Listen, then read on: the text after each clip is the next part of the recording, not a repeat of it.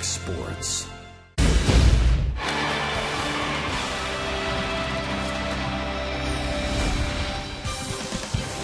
Royals baseball comes to you from Kauffman Stadium as the Royals begin their final homestand of the year, their last 3 games, all against first-place Detroit. Hi, everyone. Welcome back to the ballpark. I'm Ryan Lefevre. Any Tigers win or any White Sox loss over the next 3 days, and the Detroit Tigers are the American League Central Division champions. The Royals obviously don't want that to happen here at Kauffman Stadium. From the Royals side, Bruce Chen starts tonight. Hud, 4 years ago, he didn't pitch at all because of injury. Many people thought he was done. But tonight with a win, he wins 12 games for 3 straight years for the Royals. Fantastic. And he is 7-4 here at the K this year. So he likes to dominate here with all those pitches, different arm angles. But look, don't do it in my house. That's going to be Bruce's theme for tonight's game. You can guarantee that he's going to go at least 6 innings if he can stay away from a big inning and also try to stay underneath the bats of those big, strong guys. But you know, Bruce and defense go hand in hand. The improved Giovitella with Escobar back in that lineup, Bruce has the formula with some early run support to get this first win. And we'll keep an eye on Miguel Cabrera, who leads the league in batting average. He leads the league in RBIs. He's tied in home runs because of this play by Alex last week. Call the cops. He robbed him.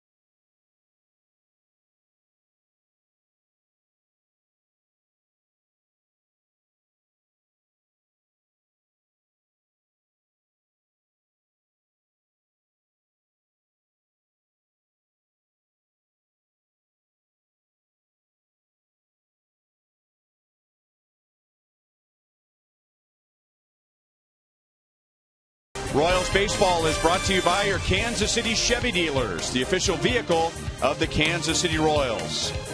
By the Missouri Lottery, when you play, students win. We'll look back at the Royals' best pitching performances of the year with Joel after this.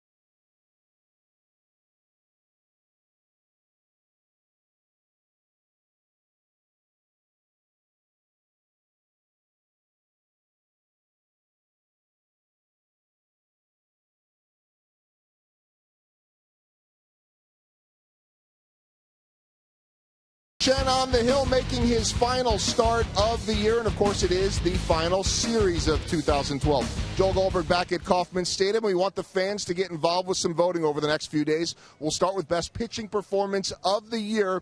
It's our sprint, you call it. You could vote for Felipe Paulino, May 16th against Baltimore. Guthrie, August 19th against Chicago. Luke Hochevar, August 21st at Tampa Bay. Bruce Chen, as his performance against Detroit. Or we also have Will Smith in September against Minnesota. We'll show you video of all these clips throughout the game. You could also tweet into @FS Kansas City, hashtag and the last player's name. We've got baseball. Bruce Chen throwing the first pitch coming up next.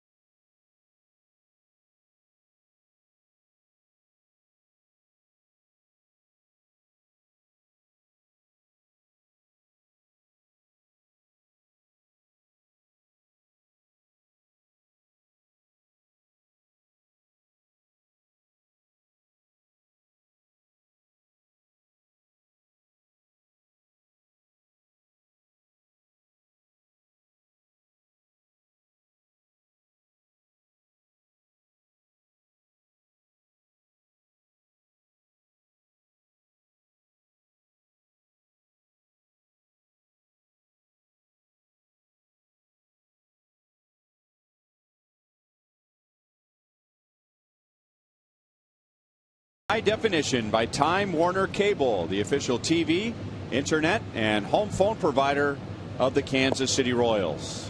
It must be October as we start under the full lights. And the last 3 games of the season, the Tigers at the moment have a 3-game lead over the White Sox in our Subway Subprize on the line standings. And as we speak, Chicago is at Cleveland.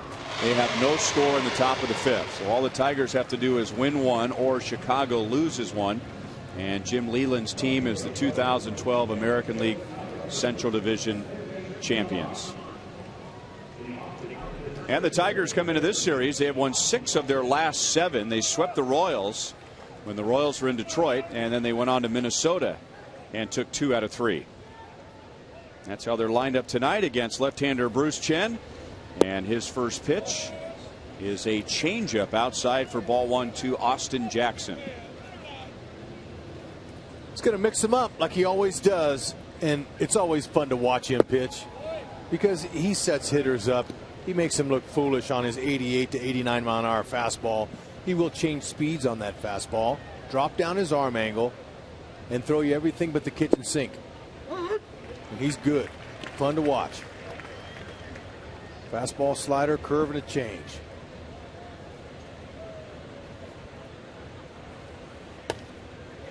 Two and two on Jackson. Bruce's last start was against the Tigers. That was on Wednesday in Detroit. Pitched very well, but took the loss because Anibal Sanchez threw a shutout. And in that game, Bruce got out of a bases loaded and nobody out. That was in the 2nd inning. And he has done that now in back-to-back starts. So he comes back from 2-0 and strikes out Austin Jackson to begin the game as we look at tonight's Kia report. He's the finisher. He knows how to finish strong. He's tossed 17 combined scoreless innings in his final 2 starts of his last 2 seasons. So that's where we are now. He's dealt home cooking 6 innings or more. In 12 of his starts here at the K, he's gone the distance. He can go. Hold down the crown. Miguel Cabrera is just 2 for 11. 1 RBI this season off of Bruce. Overall, he's got impressive numbers, but this year, Bruce has held down the Triple Crown threat. Bruce is trying to win 12 games for a 3rd straight year with the Royals. He has a career high 138 strikeouts, and tonight is his career high 34th start. And a soft liner lands in the glove of Alex Gordon in left field, so Omar Infante is out. And now 2 down to Miguel Cabrera.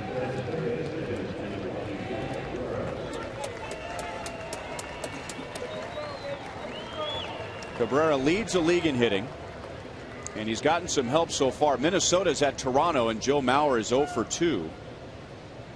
So Mauer is now 3 points behind Cabrera in batting average. Cabrera is tied with Josh Hamilton with the 43 home runs, and he has a 9 RBI lead in that category. So that's where we stand right now as far as batting average. 1 ball, 1 strike against Bruce Chen. And that steal of his home run that Alex Gordon did back at Comerica last series, he'd be 1 ahead right now. He has a career high 199 hits. Previous career high was 198, so he has a chance for a 200 hit season. He has his 300th career home run this year. And he chops it out to Escobar, who gets a big hop. Bruce Chen begins with a strikeout, a fly out, and a ground out in the top of the 1st.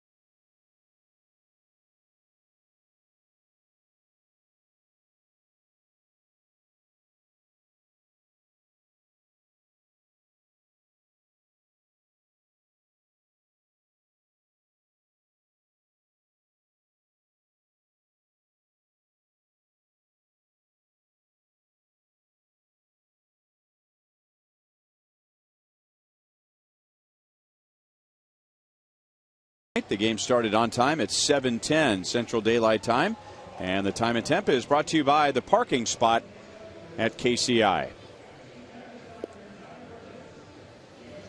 And a look at the Royals lineup tonight. Gerard Dyson will be the designated hitter. Alcides Escobar returns to the starting lineup after missing the entire Cleveland series with a sore shoulder. Mike Moustakas came out of the game early yesterday with a slight groin strain. He's back in there, but still no Eric Hosmer, who's out with a strained right shoulder. But Ned Yost did say that he was still day-to-day. So we may see Hosmer before the next 2 are over. And Rick Porcello will make back-to-back starts against the Royals. Throws a strike to Gerard Dyson. Porcello went just 4 innings on Thursday against the Royals. Gave up 4 runs, 7 hits, and had a drop in velocity that really concerned the Tigers. And that was after 9 days rest. Usually when you have that much time off, you come back strong, but not Porcello on Thursday. No, he's been a grinder this year. 171 in the 3rd innings coming into this start. He's given up 222 hits. That's most in the AL. And a .313 batting average against.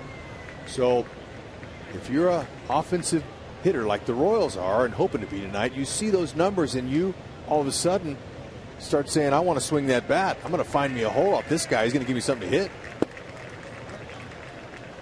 1-2 on Dyson. His balls are up in the zone. He's got a sinking fastball, 88 to 92. Slider, occasional curves, and some changeups, but mainly sinkers.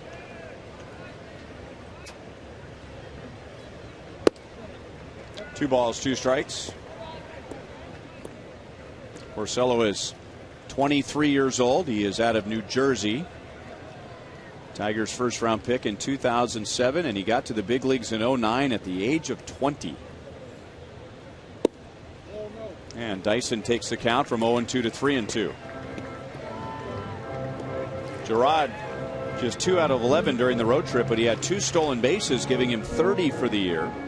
And the Royals have 2 30 stolen base guys for the first time since the year they won the World Series, 1985. Dyson is out on a slow roller to Infante. Now Ford will give us a look at the Motor City defense. That's appropriate.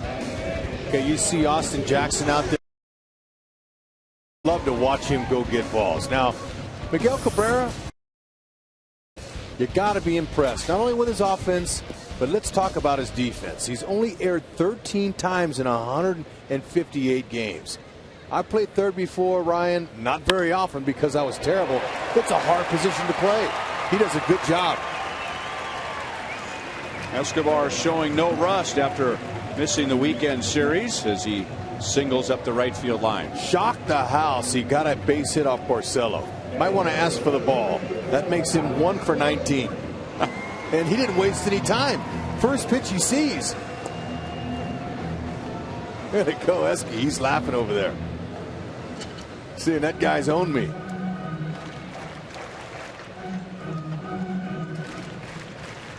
And now 1 on 1 out for Alex. 2 home runs, 2 doubles, 4 RBIs during the trip, and the 2 doubles give him 51 on the year, becoming just the 3rd Royal in history with at least 50 doubles. And he leads the major leagues in that category. The Brewers' Aramis Ramirez leads the National League with 50.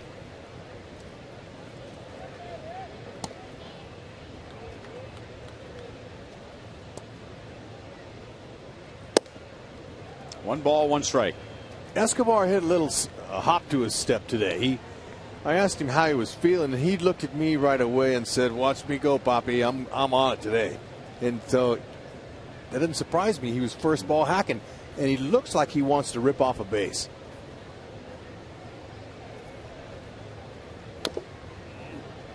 One and 2 on Alex. Well, he injured the shoulder on Thursday, and after the game, he declared himself ready to go on Friday in Cleveland. Ned Yost said, well, let's give it another day. He proclaimed that he was ready to go on Saturday and then was pleading to go on Sunday, but the Royals being careful with him, and that's his throwing shoulder. Hosmer's is his non-throwing shoulder. He's the kind of player that when he hurts himself and then you ask him how's he doing and he tells you I'm ready to go, you give him 2 more days after that.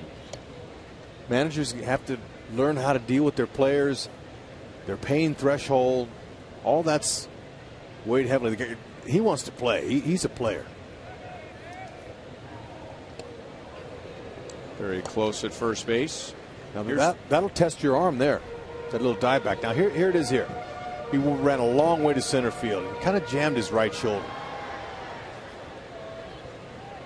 Made a great effort. But that dive back into first base just now, that'll test a sore shoulder. Porcello strikes out Alex. 2 down in the first. Okay, this play back in Detroit. Watch how far he goes out to center field. Now, Lowe didn't get a good break on it. He actually went back. I mean, Alcides, he went all the way to center field and almost made that play. Tremendous range. To his left, right, and back. And don't try a little 2-hopper, 3-hopper in on him either. He'll come get you there. He's running. Laird's throw is on a bounce and into center field. Peralta goes to pick it up, but no play. Escobar steals his 33rd, and Laird is hit with an error.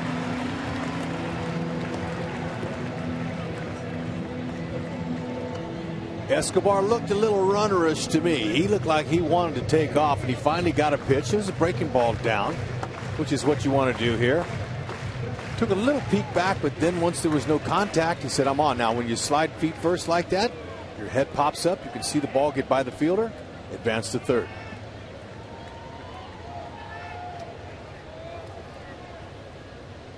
Infield plays back for Billy Butler, so a well-placed ground ball could drive in a run. Billy has driven in 107 this year, 6th in the league, and with one more home run, he would become one of 4 players in the American League with a 300 batting average, at least 30 home runs, and at least 100 RBIs. He got a pitch up, and he popped it up, and fielder runs to the barrier wall. I said a well-placed ground ball would get in a run. There are 2 down.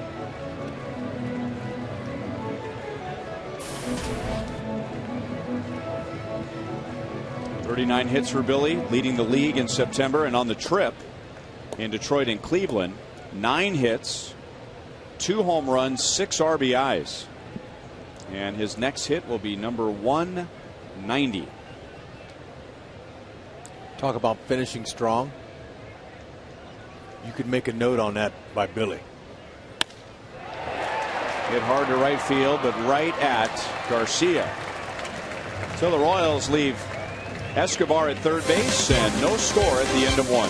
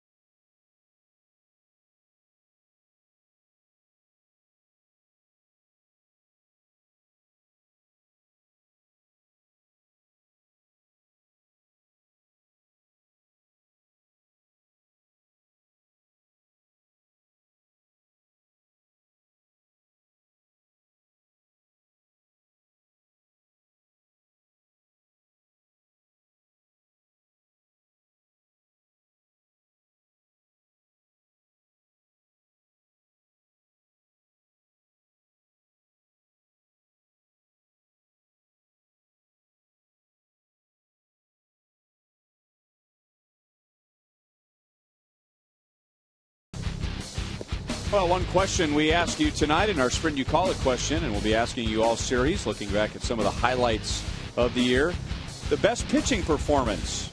And here is choice A, Felipe Paulino, May 16th against the Baltimore Orioles. And where would the Royals be right now if they had Felipe Paulino all season? How about young Danny Duffy as well? Right-handed and left-handed power pitchers that were healthy all year would have been a big difference.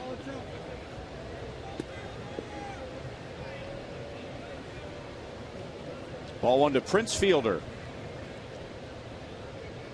Prince Fielder, one of those hitters I was referring to last year, or last inning, when Billy Butler, with one home run shy of 30, would join Prince Fielder with at least a 300 batting average, 30 home runs, 100 RBIs. 2 balls, 1 strike.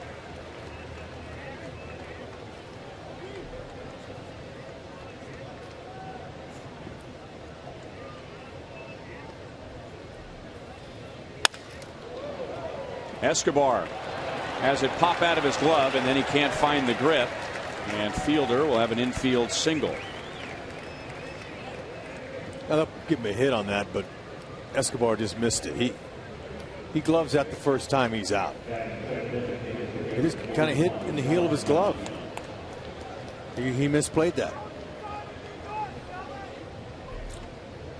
He's so good, he makes those plays in his sleep.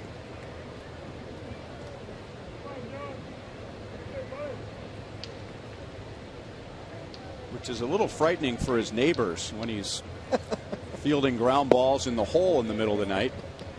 But he does it. I wouldn't be surprised.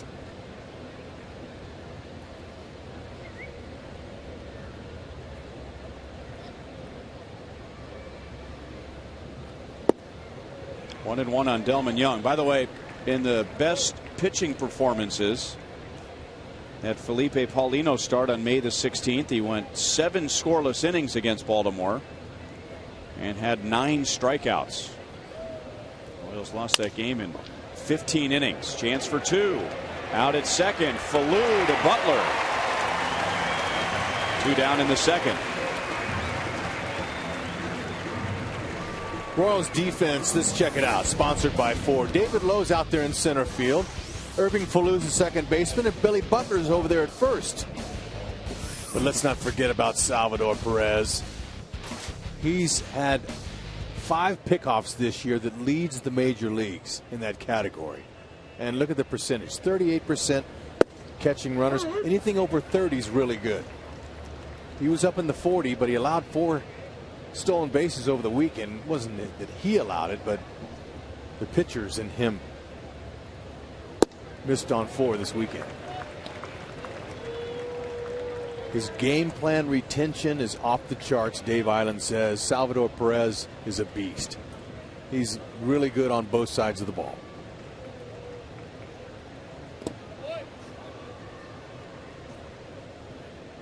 Never gets tired of talking about young, talented, energetic players that help the whole team get better with that energy they bring out there. Coaching staff, everyone. Very high in the air to Lowe in center field. Leadoff single for the Tigers. The Royals turn to double play, and Bruce Chen has faced only 6 in the first 2 innings.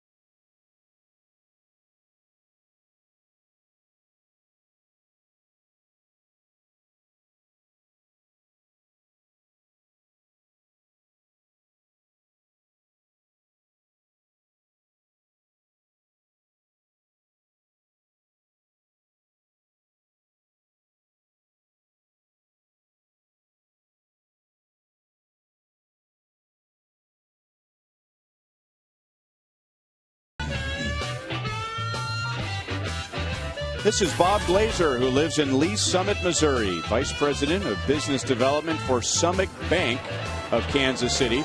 He has been recognized with many accolades, including the Independence Chamber of Commerce Citizen of the Year and the Lee Summit Chamber of Commerce Community Character Lifetime Award. That's quite an award. That's a mouthful, just like that popcorn. In addition, for the past 30 years, he has been an American United Way volunteer, helping to raise millions of dollars and sitting in the Buck O'Neil legacy seat at tonight's game. As the Royals send up Salvador Perez, Mike Moustakas, and Jeff Francoeur. Perez goes the other way and gets it past Infante for a leadoff base hit. And Perez trying to finish strong. He's hit in 6 in a row. There's a lot to be said for finishing strong. There's such a long off season, and when the organization has their meetings and they're sitting in a room and they talk to the manager, lots of times if you impress a manager by how hard you play, it's not necessarily the hits or the statistics, but this the way you play, running the ball out, showing some energy, having life, they'll say, you know what, I like how he finished. He finished strong. I want a guy like that on my team. Ball 1 to Mike Moustakas. Had a tough trip, 4 out of 25, and then came out early with a groin strain, but the Royals maintain that it was nothing serious. It was a blowout game, so no reason for him to push it yesterday, and because of that, he's ready to go tonight. I saw Moose taking some swings in the batting cage today, right-handed, and he looked good. He hit a couple of the warning track out there. He wasn't exactly squaring the ball up, but it's the first time all year I'd seen him in the cage. He's an athlete.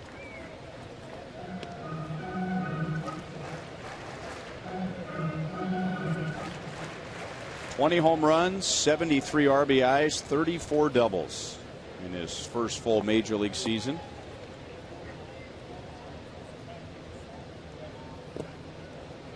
Three balls and 1 strike against Porcello, and now the ball gets away from Laird, and Perez moves up to second base. Pass ball charged to Gerald Laird.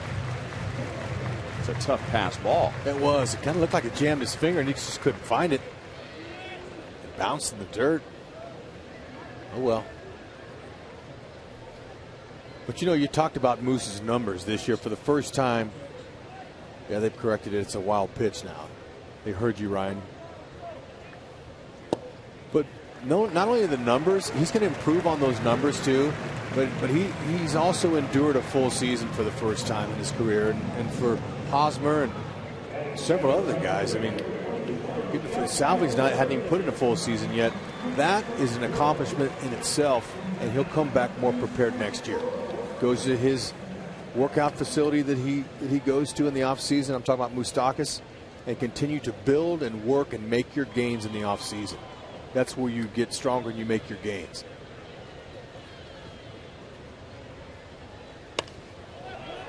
Popped up by Francoeur right behind the mound. Infield fly rule has been called. Infante makes the play. 1 out. You're not going to spend a lot of time in the weight room during the baseball season.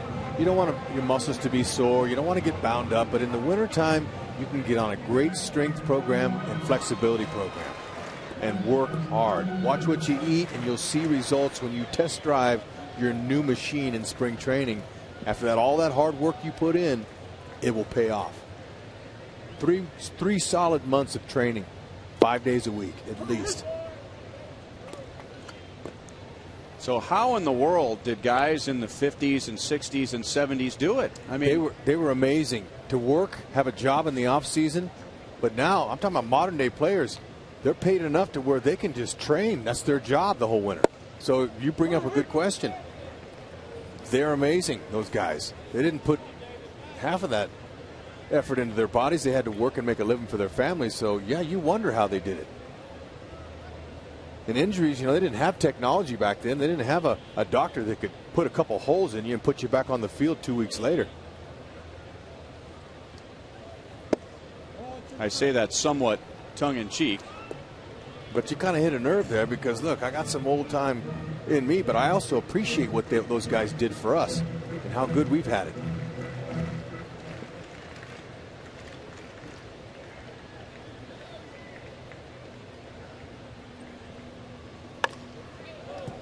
One and two on David Lowe.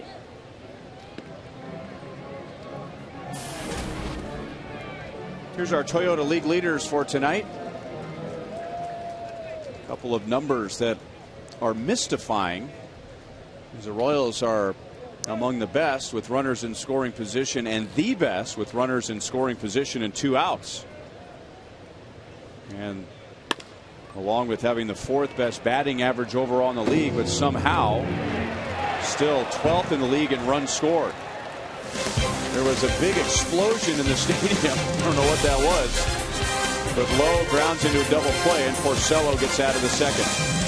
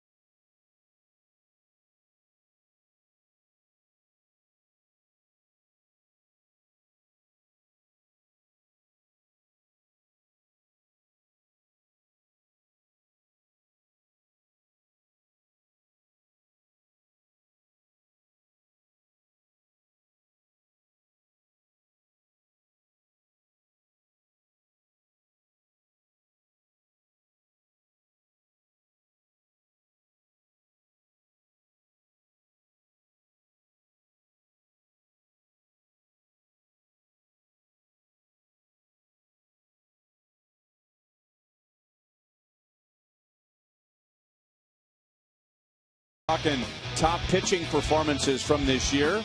Choice B in our Sprint You Call It question for tonight. August 18th, Jeremy Guthrie against the White Sox. He had a no-hitter through 7 innings and ended up going 7 2/3, only giving up 2 hits, 1 walk, 5 strikeouts. You could pick from about 3 different starts for Guthrie against the White Sox. So that is choice B, along with Felipe Paulino in May against the Orioles when he pitched 7 scoreless innings with 9 strikeouts.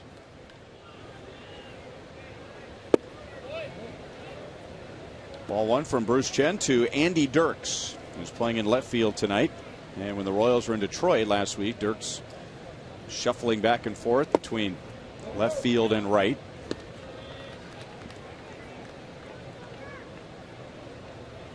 Dirks born in Hutchinson, Kansas, grew up in Burton. Played at Hutchinson Community College and Wichita State. And will fly out to Jeff Francoeur.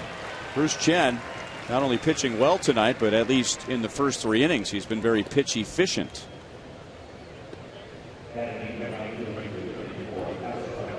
And because of that efficiency, Bruce has gone at least 6 innings in his last 8 starts. And in 9 of his last 10, he's gone at least 6 innings. Especially here at Kauffman Stadium. He's done well. Garcia. And a medium deep center field. And now the ball carries. And David Lowe tiptoes onto the warning track to make the play. 4 pitches and 2 outs for Bruce Chen. Here's our Time Warner pitch speed comparison. Rick Porcello up to 95. Bruce Chen at 89. Typically 88 to 89 with his fastball. So he's right there tonight. You can get downloads up to 50 megabits per second with Time Warner Cable Ultimate Internet. And now the number 9 hitter and catcher Gerald Laird.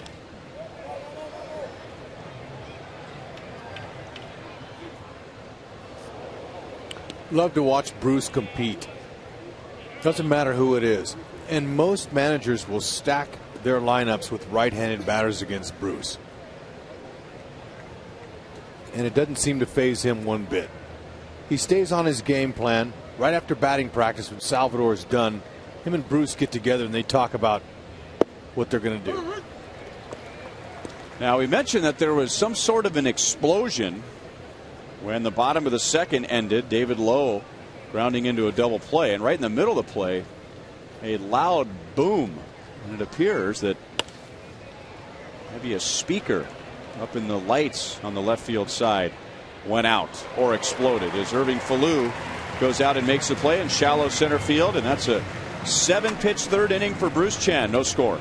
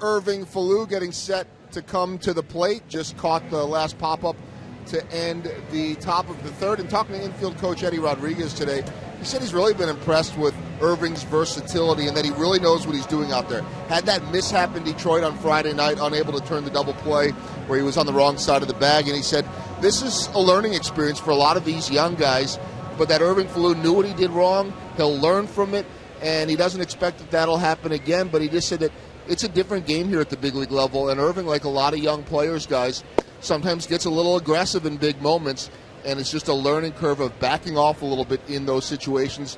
But really happy, and he says neck and neck with what Tony Abreu and Irving Falou have been doing in that utility role. He's also very pleased with Johnny Giavotella and how far he has come at second base. All right, Joel, and Irving sends one up the middle that is cut off by Peralta. One down to begin the third. I like to hear that. Eddie's a very good infield instructor, technician, really is into hands and feet. Now, here's the play. If he goes out and catches the ball right here, it's all good. He misses. Dirks clears the runner. He doesn't get him. And right here, the fact that he stayed in back of the bag allowed Dirks a chance to break up the double play and let the winning run come across the plate. So a little adjustment there. Go get the ball. He's fine. And it was good to see him out there doing it today. Dyson bunts, but it was foul. But he bunted. He did. I like to see it. I'd like to see it again 2 or 3 more times. An attempt with that kind of speed he's got. But it was good to see Falou out there working on going across the base and working on a couple different angles at second. And as Joel was talking about with the aggressiveness, that early in a player's career is a good thing. You don't want coaches to coach that out of a player, but just refine it so it becomes a more intelligent aggressiveness. But you'd rather have that than somebody who's passive on the field and afraid to make a mistake, right? Exactly. It's hard to teach Being aggressive. You can't teach it. You can tell them to back it down a little, but nothing replaces hard work. Being prepared to pay the price to be the best. 1-2 on Dyson. He grounded to second base in the first inning.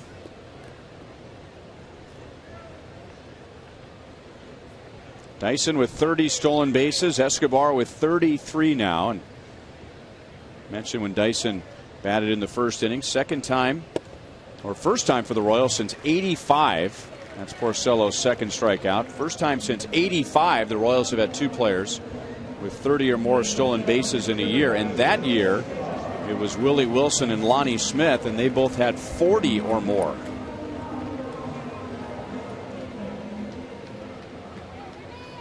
And now Escobar with 2 outs and nobody on. He singled, stole second, went to third on an error in the first inning.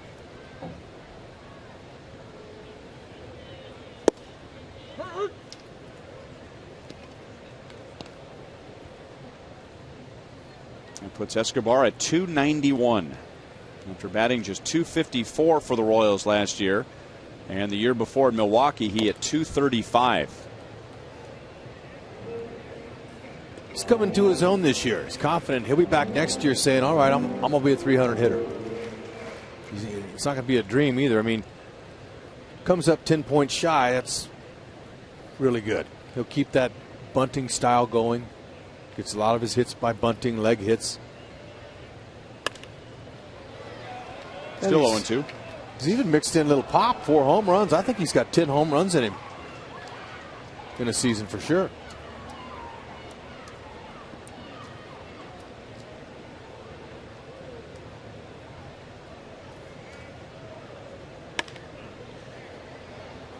Shallow right center field, and it's Jackson making the play, and that's the inning. Royals down quickly in the third against Porcello. No score.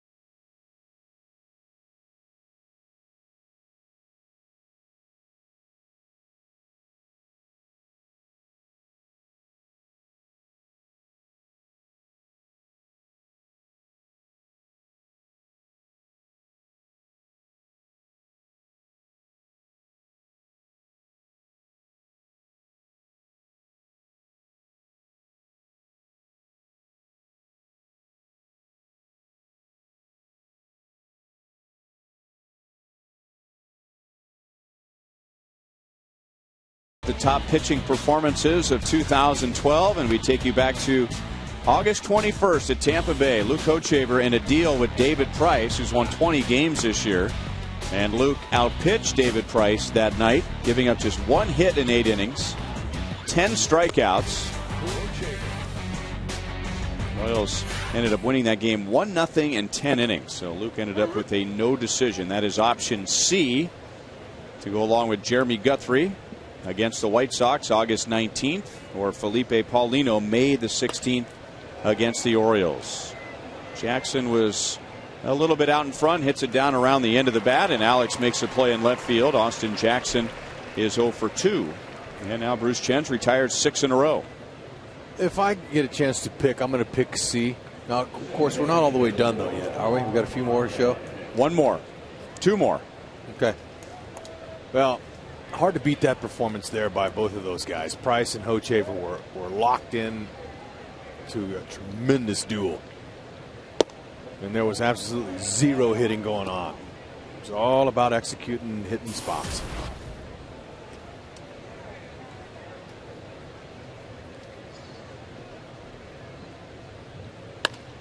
Fouled away by Infante. 1 ball, 1 strike.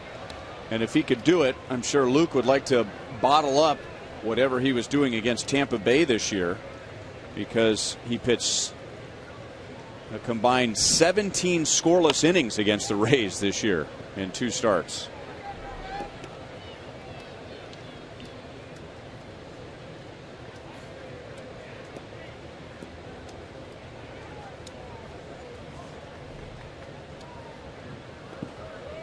Two and two on Omar Infante. Tigers have an infield single against Bruce Chen in 3 1/3 innings, and that's it. And that infield single was erased on a double play. So Bruce has faced the minimum so far.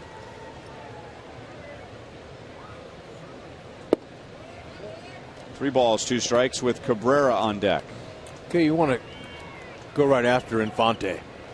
And if you're hitting in front of Cabrera, you got to like that. You're going to get some pitches to hit. Deep short. Escobar throws flat-footed and a strike over to Billy Butler. Forget the jump. He don't need the jump. He's got plenty of arm. You see a lot of shortstop with their momentum carrying them that way. They jump in the air to get leverage, but why get leverage when you can just spin and throw? That was a special play. Man, that is all arm. Bruce says, that's what I'm talking about. That brought me out of my seat, Ryan. Man, that's special. It never gets old watching these guys make these plays like that every night.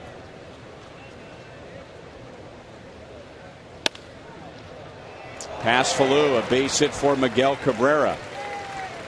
And you know, even though Bruce is the one that receives the reward on that play by Escobar, you know, the defense is rewarded every game when Bruce Chen is on the mound.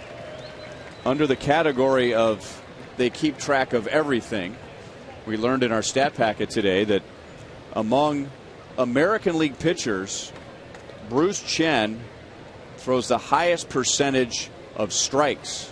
That was Miguel Cabrera's 200th hit of the year, so that'll end up on his mantle. 67.2% of Bruce Chen's pitches are strikes. That's the highest in the American League. And it's no surprise that he's only given up 2 unearned runs all year. The defense is always ready to go when Bruce Chen is on the mound. 2 balls and no strikes on Prince Fielder. Okay, Cabrera down the way. He doesn't even move. Doesn't even take a stride. Just uses his hands, and he's a magician with a wand in his hand. Now hitting .326. And Fielder going the other way, but that's slicing back into Alex Gordon. 4 scoreless innings for Bruce Chen.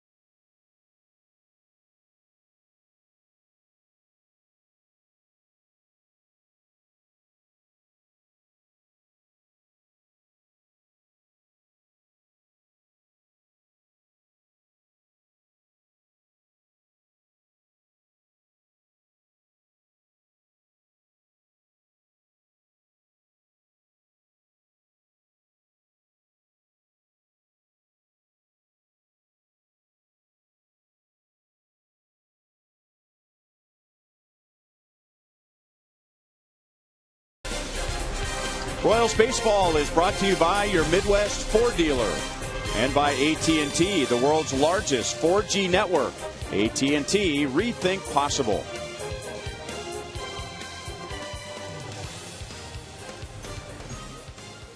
There's a little guy out at the Little K who could give Joel Goldberg some hitting lessons. What do you think, Joel?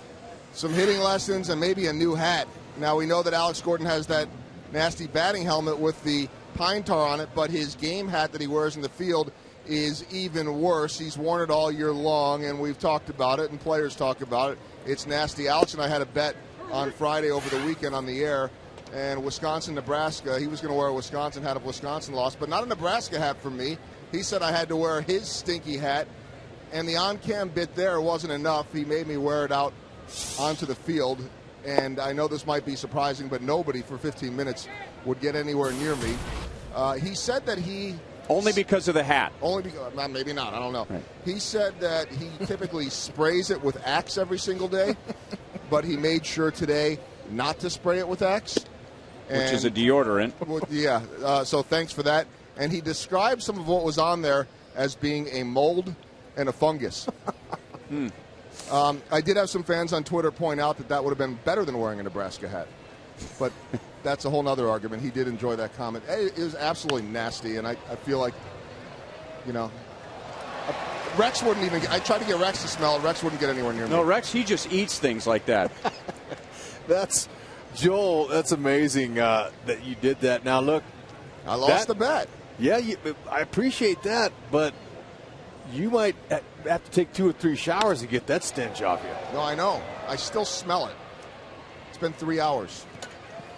Jackson makes a play in center field. Alex is 0 for 2. And on the topic of that hat, Alex has said on more than one occasion that as soon as the season's over, he just wants to burn the hat. But we approached him before the game tonight. Alex and his wife Jamie have a great charity called Alex's Lemonade Stand, and we're working on seeing if we can't auction that hat off before the season is over. It's not as easy as it sounds. Cabrera, there's a good defensive play by him to throw out Billy Butler, so stay tuned. We'll work on that. I figured that'd be a waste. I bet somebody would like to have that hat as long as it was in a glass case.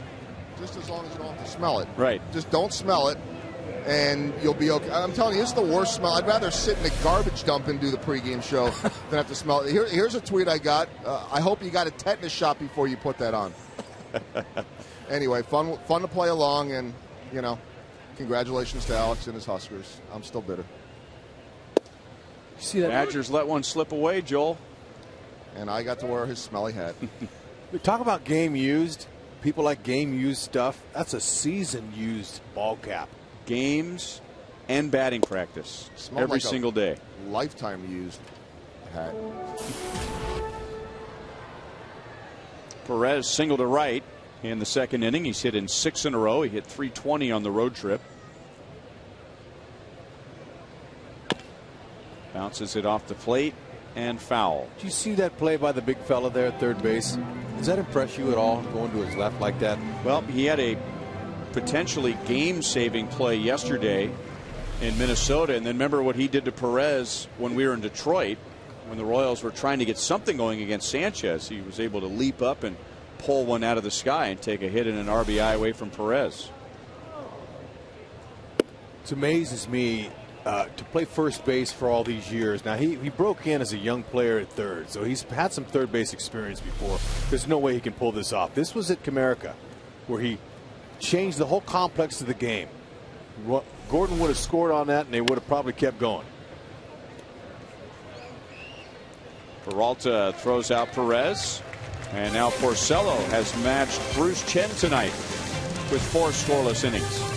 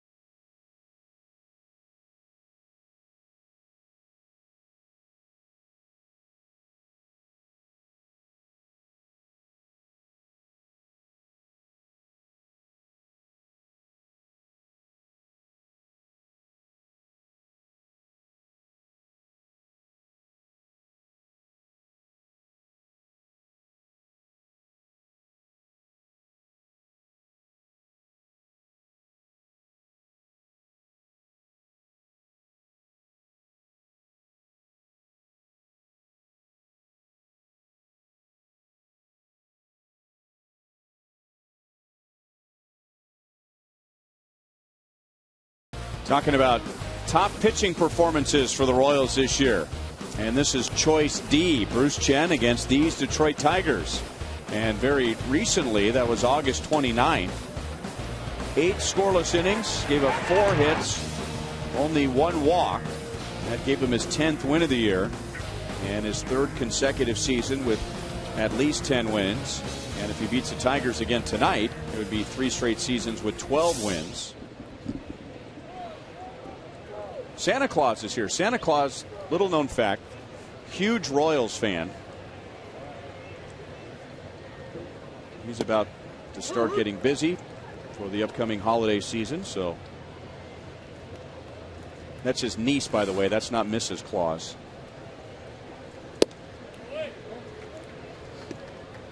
You think he works in a department store somewhere during the Christmas season? That might be the best I've ever seen in my life. How about those rosy red cheeks at this time of year, October 1st? All we need is Will Ferrell to come running out in an elf outfit and jump in his lap and give him a big hug. 2-2 on Delman Young. He grounded into a double play in the 2nd inning.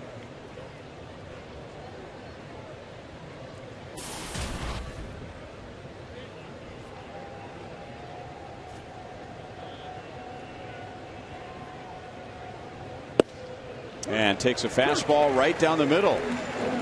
Bruce has struck out 2 and now 4 1/3 scoreless innings.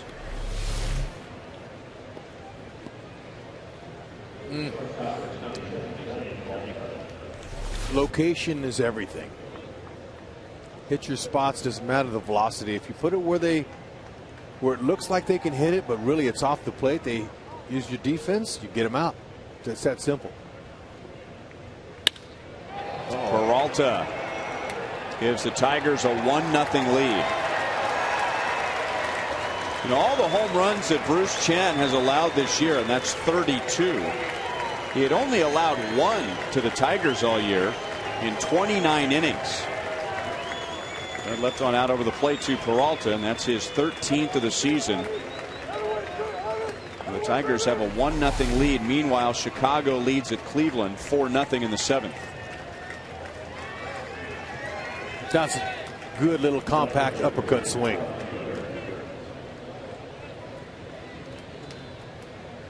'26th home run Bruce has given up to a right-handed batter this season.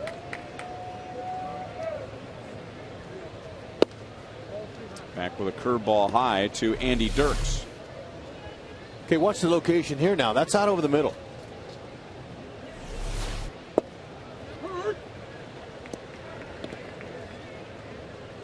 Hitters don't always hit mistakes. Sometimes they hit good pitches. But Bruce will tell you that caught a little bit too much of the plate.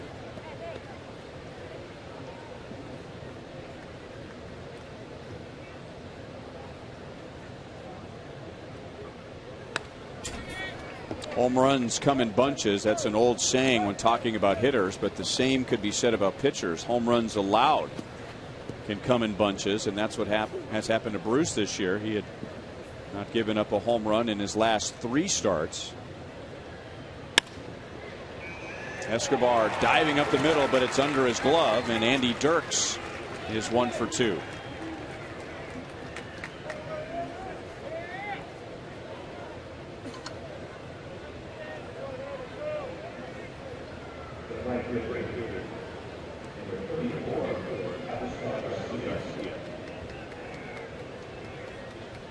Avisail Garcia, the Tigers minor league player of the year. He played at both AA and AAA. He is from Venezuela. And we talked about this when we were in Detroit. He sure looks a lot like Miguel Cabrera. Same kind of a build. He wears his uniform the same as Cabrera. And sometimes he swings like Cabrera, as he does there. Dirks going to try and advance on Gordon. Bad decision. What the heck was that? Man, he barely got to second base and Gordon already had the ball. So Gene Lamont, the third base coach, he didn't even have time to put his hands up. But Gordon just continues to put on a clinic. Okay, he catches the ball. Dirks just got to second base. All he has to do is make an accurate one hopper, and that's what he does. He was burnt toast. Look at Gene Lamont saying, look, if it's not Gordon, it's Francoeur. Inside to Gerald Laird. 17 outfield assists for Alex Gordon. Second in the major leagues to Jeff Francoeur. Last year, Alex led the league and Francoeur was second. And if those two hold on to their spots, it would be the first time in Major League history two players were 1-2 in outfield assists in back-to-back years. A hustle by Gerald Laird.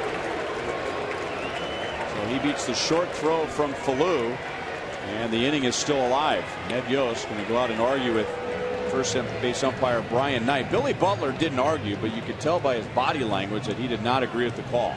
Well, the ball was squibbed, but you still have to know the runner, the speed of the runner. Laird runs well for a catcher, and you can see that they barely got it.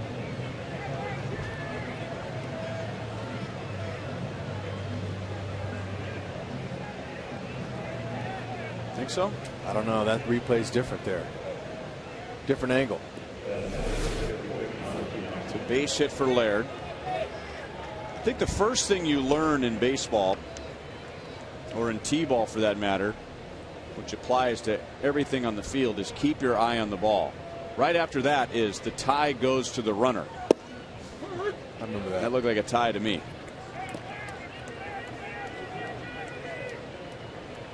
Strike to Austin Jackson. He's 0 for 2.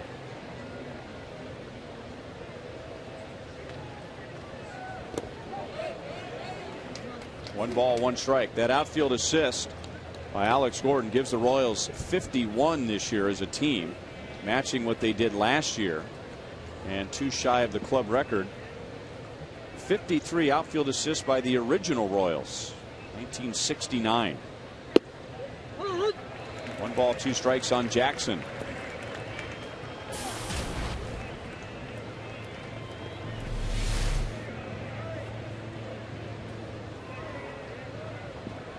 Outside corner.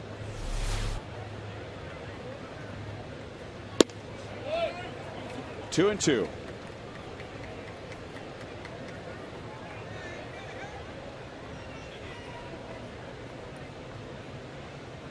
Jackson right at 300, and only twice this year has his batting average dipped below 300, and both times just a 299.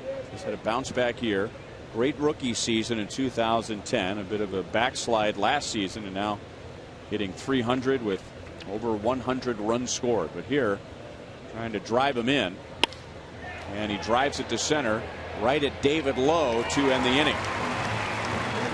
Tigers get a run on the Peralta home run to the bottom of the 5th. 1-0 Detroit.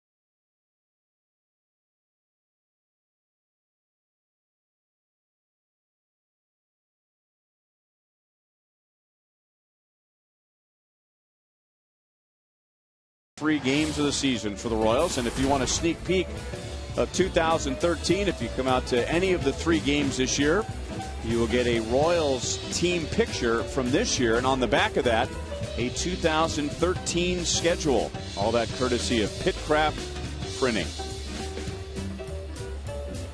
Royals.com, 1-800-6-ROYALS for tickets. Johnny Peralta giving the Tigers a 1-0 lead with a home run. And now the Royals with 2 singles and a walk so far against Rick Porcello. Moustakas has the walk. That was in the 2nd inning.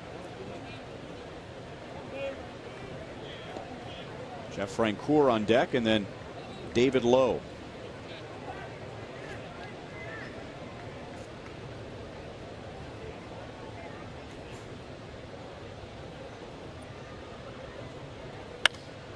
Pitch was up, and Moustakas pops it up. And Cabrera has to make sure he doesn't trip on the bag, and he makes a play, 1 down.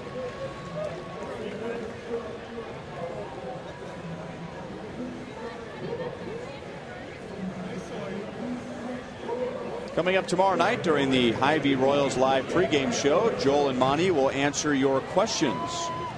It is another Twitter Tuesday, and you can tweet your questions at FS Kansas City. So watch Royals live tomorrow at 6:30.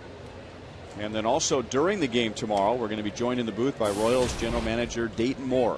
Talk about the 2012 season and what lies ahead this offseason. That'll be good.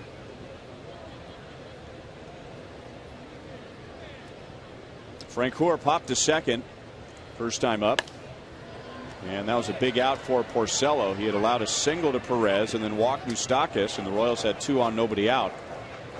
And then Francoeur popped out, and then David Lowe grounded into a double play.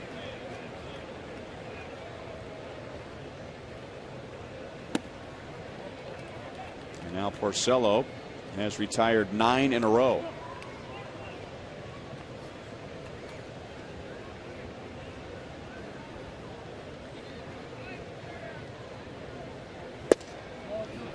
Tell you what, Porcello, he looks like he's pitching tonight like he wants to pitch in the postseason. I noticed an increase in his velocity, not a drop like we saw last week. And he's got a lot more movement than he had. That's a swing. Francoeur strikes out, and Porcello has 3.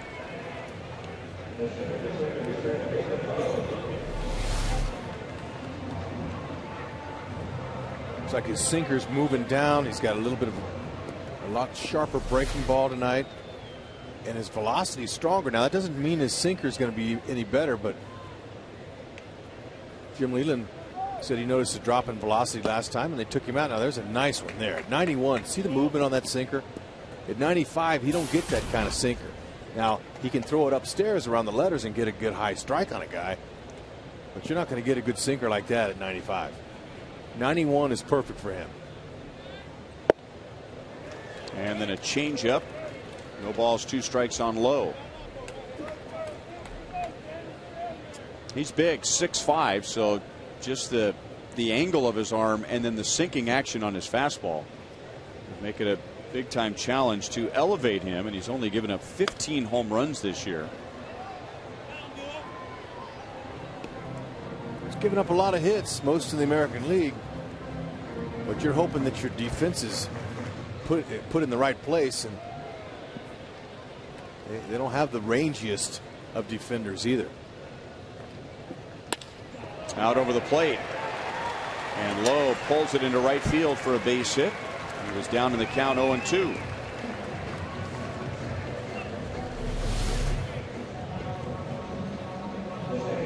Fastball out over. Sinker didn't sink.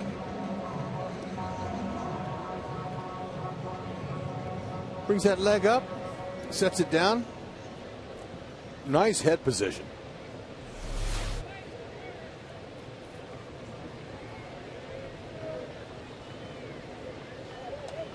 Irving Falou with a runner at first, 2 down. In 77 at-bats, Irving Falou is hitting .351 in the big leagues.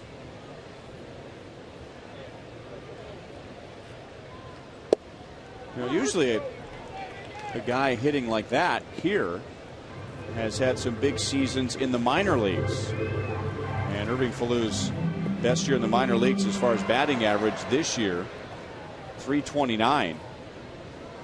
But only 2 other seasons where he's hit above 300. He's a .280 career minor league hitter. He's done much better than that in the big leagues. He's put himself in a good spot to make the Royals next year when they start thinking about utility players. And, you know, one of the many things that impresses me about him, besides he can play all the infield positions and be a switch hitter, is that the 9 years in the minor leagues, he's got a pretty good idea how to play the game of baseball. And you don't see him make too many mistakes.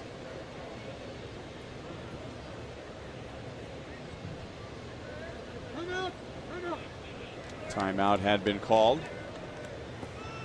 We saw one in Detroit that was an obvious one when the game was over on the dirt slide at the second base. But you got a guy with that much time in the minors, he's got a lot on his resume.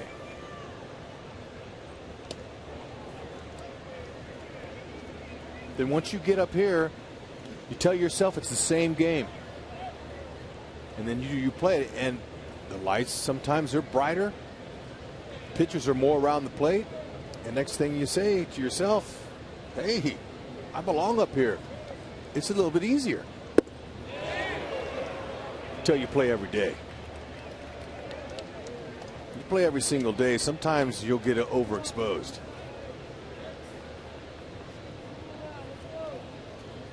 He is 29 years old, so he will turn 30 during next season. And that sounds old for somebody who's just getting his major league career started, but there are plenty of 29, 30, 31, 32-year-old utility infielders in the big leagues. And he still moves well. Not like his legs are slowing him down. Nope. I was a utility player for most of my 10 years in the majors, and I had my best season at 36, offensively and defensively. Stole 13 bases. So look, you keep yourself in shape, you could play a long time if you're a utility guy. Still 1 ball, 2 strikes.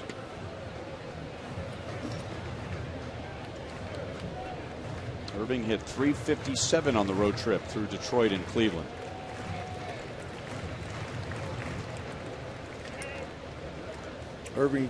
Irving's played in 21 games this year and has 10 multi-hit games in those. I mean, that's a small sample, but it tells you that he's playing with a sense of urgency and not missing a beat. Whenever he gets that pitch, he's ready. He's on it.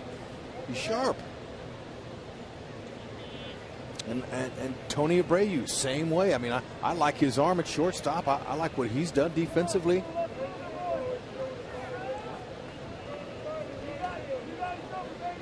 You're only as good as your 24th and 25th guys.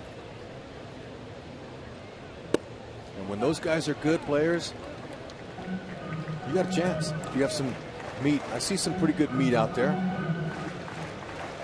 Gordon, Butler, Moose. There's some pop there. You've got some speed. Sprinkle some speed with a good bullpen and some good starters. It's a formula. He's got a good AB going here too. He's really milking the pitch count. He was down 1-2. He fouled off 3 in a row. Now 3 balls, 2 strikes. And David Lowe will get an early break. Prince Fielder will play at the bag, looking into the dugout, trying to figure out if they want him to hold David Lowe or play behind him. And now they'll tell him to back off. He'll play behind Lowe for a little extra range on the right side. He's going to need it because Falou's going to pull this one right by him. Instead, he takes ball 4. So 2 outs and nobody on. Lowe was down 0-2. He singles. Falou was down 1-2. He walks. And now the top of the order coming up. And This is where the Tigers have been concerned with Rick Porcello. He has not gone 6 innings in any of his last 5 starts. He hasn't gone, or hadn't gone 5 innings in his previous 2 starts. And now having some problems with 2 down in the 5th inning. There are his last 3 before tonight. 4 against the Royals on Wednesday, 4 2/3 at Cleveland, and then just 5 1/3 at Chicago. You mentioned the velocity trouble that he was having in that start against the Royals on Wednesday, and he shouldn't be having velocity problems. He had 9 days off. There was a rain out for one of his scheduled starts, and the Tigers decided to skip him.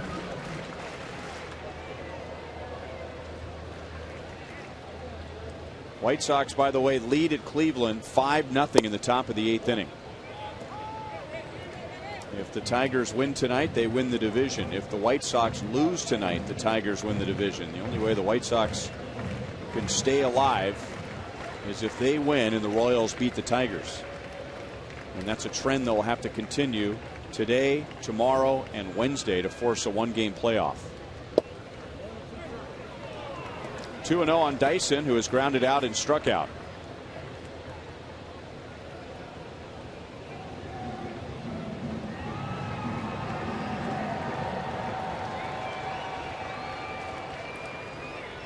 Okay, look for a fastball right out over the plate.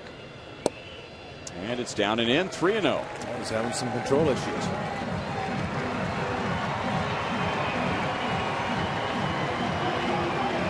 Jeff Jones is the Tigers pitching coach.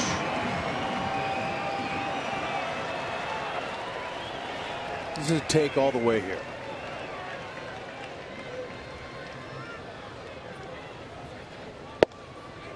And he takes a strike.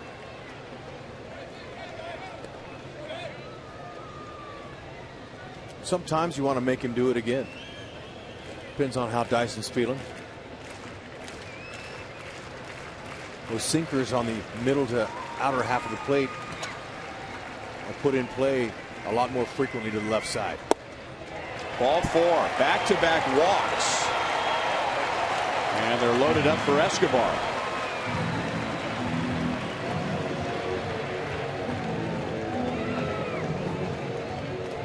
And the phone rings down in the Tigers bullpen in right field.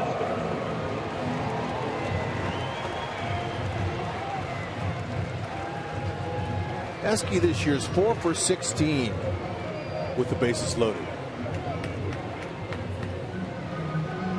Al Albuquerque just starting to play catch out in right field.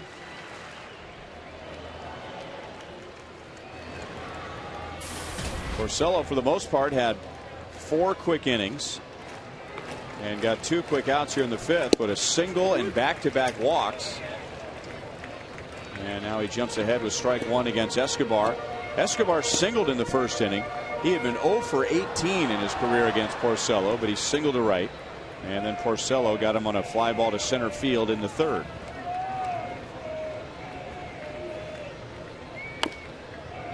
Oh, 2. He's coming right in there on Escobar.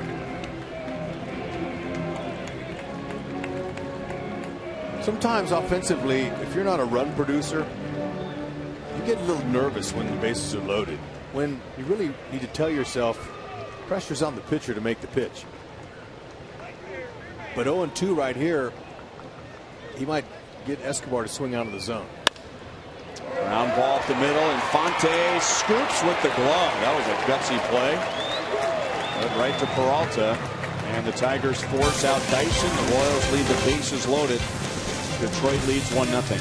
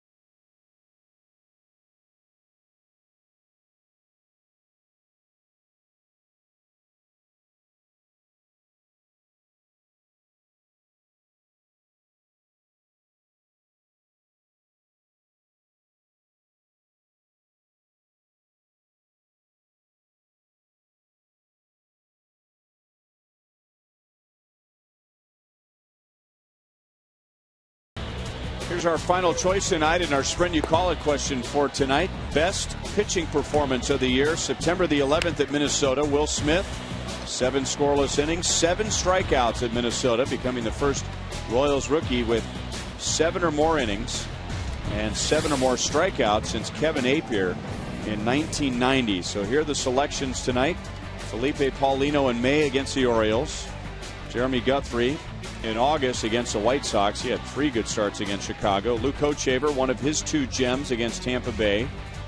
Bruce Chen against the Tigers here at Kauffman Stadium, or Will Smith at Minnesota.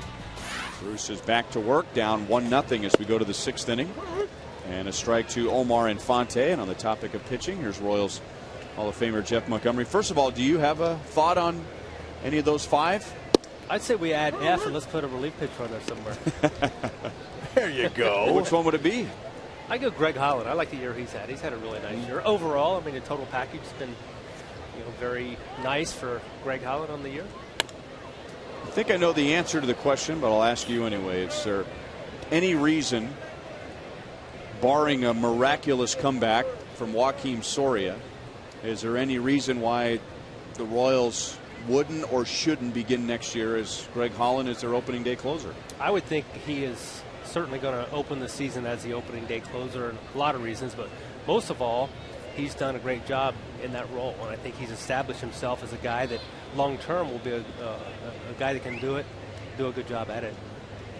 So I'm in Greg Holland's corner. I really like Greg Holland coming out of spring training the way he threw the ball last year. I know Jonathan Broxton had the experience, but it was an opportunity for Greg Holland to kind of ease into the season, make sure that last year was no fluke.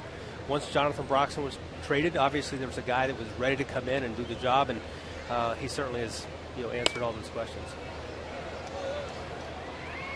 It seems like there's really no gray area with a closer. You either have a guy like Greg Holland,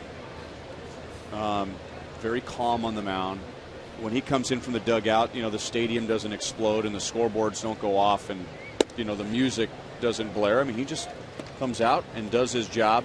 And then there are other guys, like Jose Valverde. Yeah, or Rob Dibble. They come out breathing fire and other things. And, they really just are high intensity, almost like a heavy metal type of a save situation.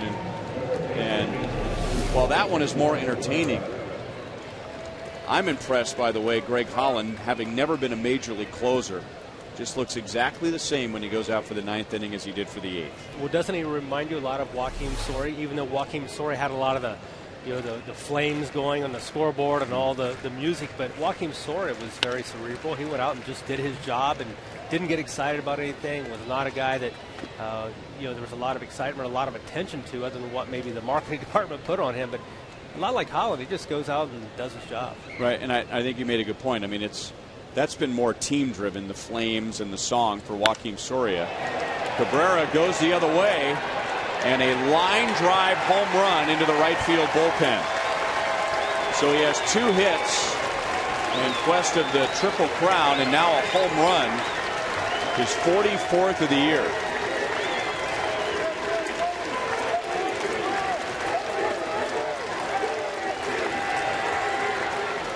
Now, he went to the opposite field, which he does with a lot of his home runs.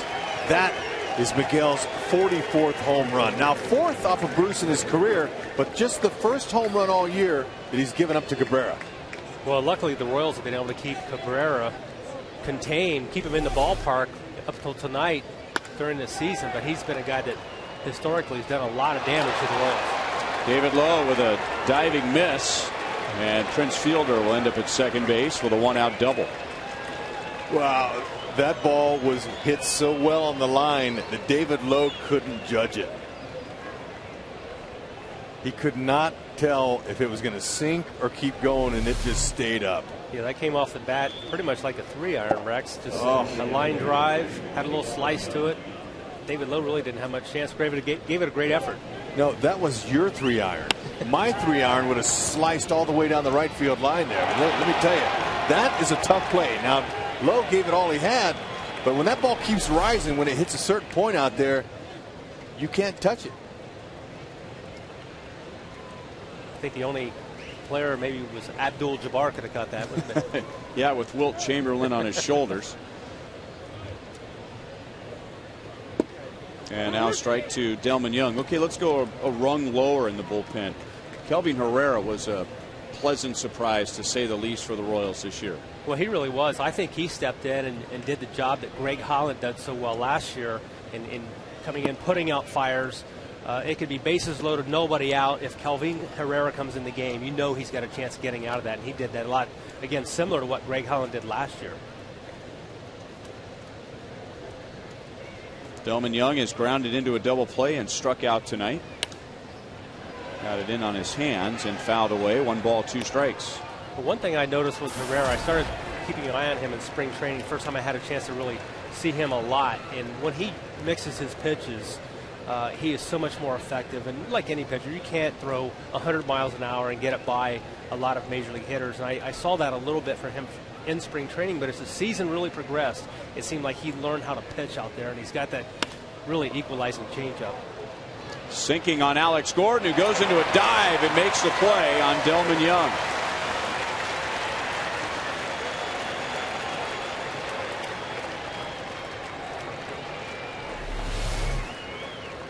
Okay, now this ball appeared that it was struck harder, but Gordon read it perfectly. Sinking liner comes in. He don't leave his feet unless he has to. And it's another example of a guy giving it up every single day. We've seen that patented face plant before from Alex.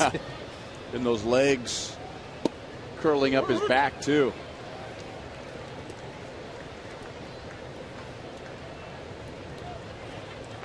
And that hurts just a little more on October 1st than it does on May the 1st.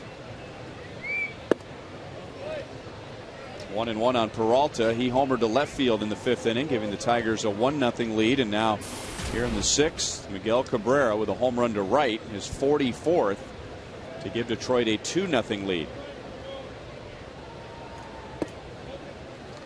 2 balls and 1 strike.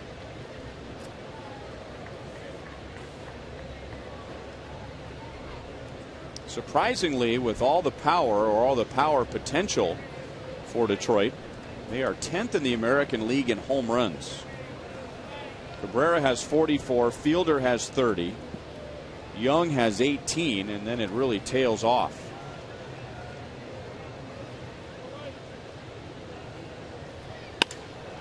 And that's hit well to center. David Lowe gets turned around but drops it. And then heaves it back to the infield. Bruce Chen has to make the play near the mound. And Peralta landed heavy as he went into second base. It's an error on David Lowe. No RBI. Prince Fielder scores and the Tigers lead 3-0. Okay, when the ball was hit, Lowe took off and turned his back to it and turned the right way. He just didn't stay on it. The ball kind of played him. And then he threw it in, you're right, and then Peralta just kind of crashed over there. Got his hand back on the base before Eske could get the tag on it.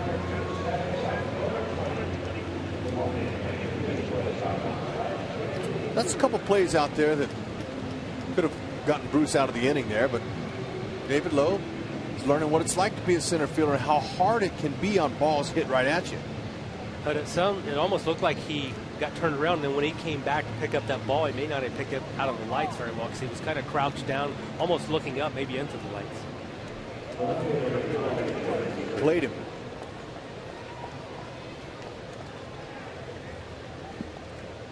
So a rare unearned run. We were talking earlier about how Bruce has gotten great defense this year. And now a line drive to right, and Francoeur will have to play it on a bounce. The throw goes to the plate. Dirks to second. Safe. Escobar can't believe it. And Perez put it right on the bag, and Dirks slid into the throw. And for the second time tonight, Ned Yost is going to go out and argue with an umpire. Wow. You know, to come and get that cutoff from Francoeur like Salvi did, and he picks it, and off balance like a shortstop throwing that ball right there to Escobar. What a pick by Eske. He's out. Boy, I didn't think the ball bounced, but it did. But look at those hands right there on Escobar. A perfect feed. First base side of the bag. They got him. But he called him safe. Boy, Salvador Perez, what a throw.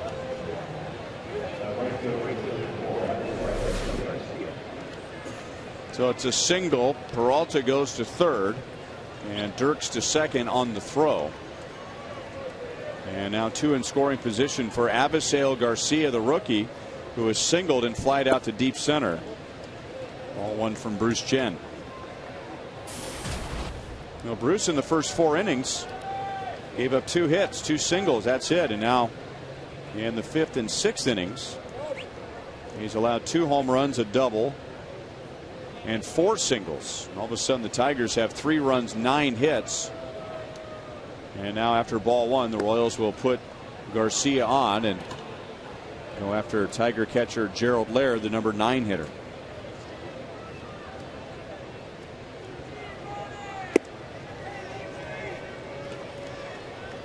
This will be Bruce Chen's first walk tonight.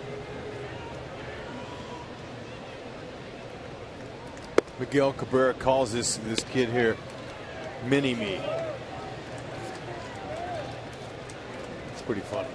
They look a lot alike when they stand, the way they. And he's not very many. No, he's a big guy.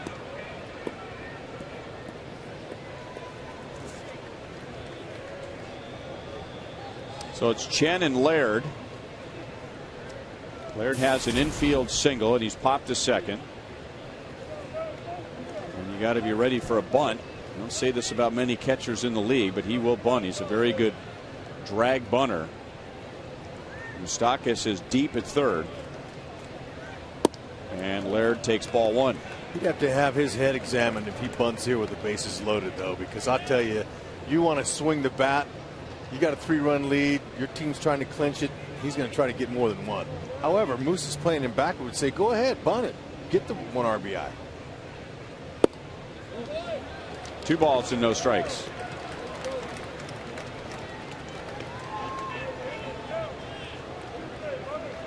Lewis Coleman throwing in the Royals bullpen.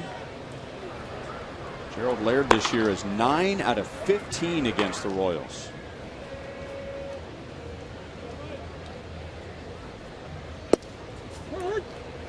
Two and 1. Now Bruce trying to get around the bases loaded here in bonus time for the Tigers after the error by Lowe. In his previous 2 starts against Detroit and before that the White Sox, he got out of bases loaded, nobody out. And now 3 balls and 1 strike.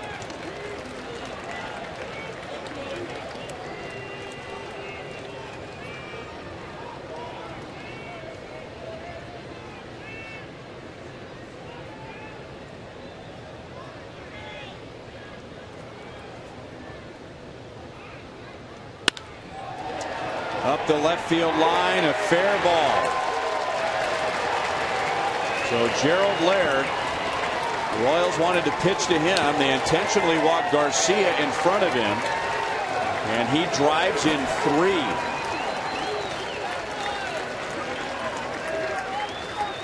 That's what you do when they walk the guy ahead of you. Take advantage of a couple of miscues in the field, and then you make him pay. 3 and 1, he was sitting all over that fastball there. Got the top hand on it. Chen had to throw a strike. Laird knew it. Certainly took advantage of it.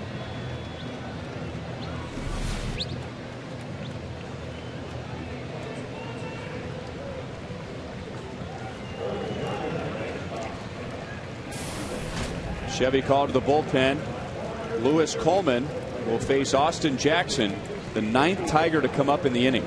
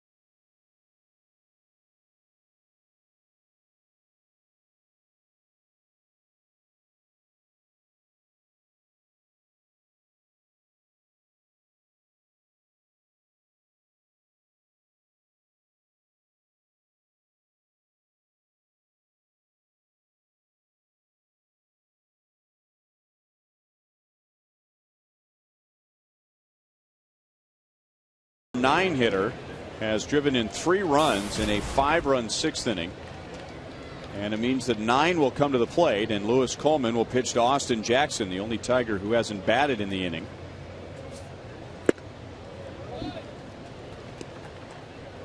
Bruce Chen all season in his first 33 starts only allowed 2 unearned runs because the defense has been so good behind him.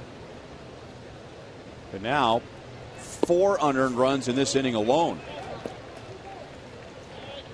It's the difference between the Royals batting right now down 2-0 and coming up in the bottom of the 6th down at least 6-0.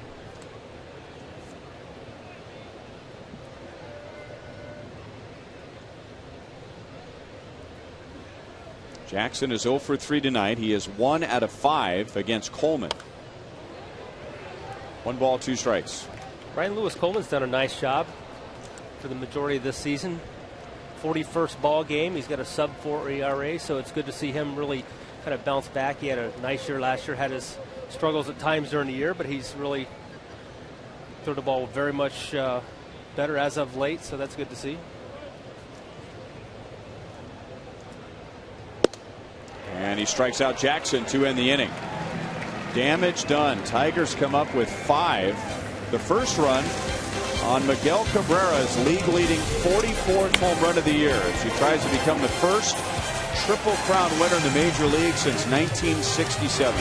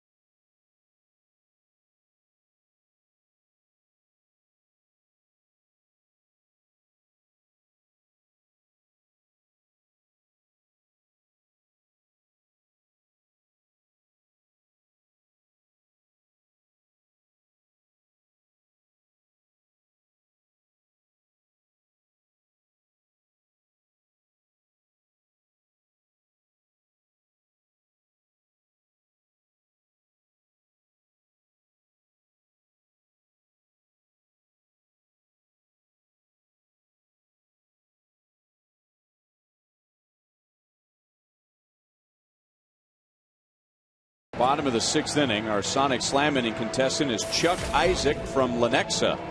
If the Royals hit a home run in this inning, Chuck wins $100. If the Royals hit a grand slam out of the park, Chuck wins $25,000 from Sonic and the Kansas City Royals.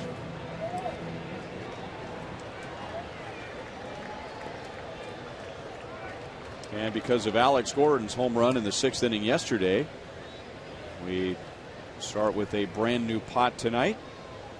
Alex, followed by Billy Butler and Salvador Perez.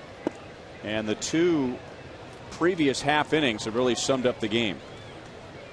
Tigers had a 1-0 lead when the Royals batted in the bottom of the 5th, and with 2 outs and nobody on, the Royals got a single and 2 walks. And they appeared to have Rick Porcello on the ropes, but couldn't make him pay for those base runners. And then in the very next half inning, the Tigers get 5 runs, 4 of them unearned. The Royals feel like they should be batting right now in the bottom of the 6th with plenty of game left, only down 2-0, but they're down by 6. And that gives Porcello new life. I would not have been surprised if Jim Leyland would not have taken Porcello out of the game after The Tigers scored 5 there in the top of the 6th inning. Still 1-2 on Alex. Given his struggles as of late, the fact that he's gone 5, he's qualified for a win now, and likely now the playoffs around the corner for the Tigers. It's just hard to figure out what Porcello is going to be. I mean, he's really struggled so much as of late. But Monty, I've noticed tonight his velocity is better than he was in Detroit. We just saw him in his last start. He looked like he was running out of gas a little bit. But tonight, I think he's pitching with, hey, look, I want to pitch well. I want to show you that I can pitch in postseason. So there's a lot more on this start than just another start in a possible clincher. So he wants to be out there. And it does appear as though his sinker has better life as well, especially as the game moves on. It seems like he's getting better, and I'm sure that 6 runs are going to make that sinker even better. Still 2-2 on Alex. Monty, it was good to see you out there at the Lakewood Oaks Golf Club today for that nice event, good charity they had there. And got to see a lot of alumni, a lot of KC alumni. A lot of Royals alum, a lot of other MLB alums out there as well. So we always have great participation in charity events from all the guys, whether they be former Royals, former Blue Jays, former Cubs, you name it. A lot of guys come out and help support great events like today.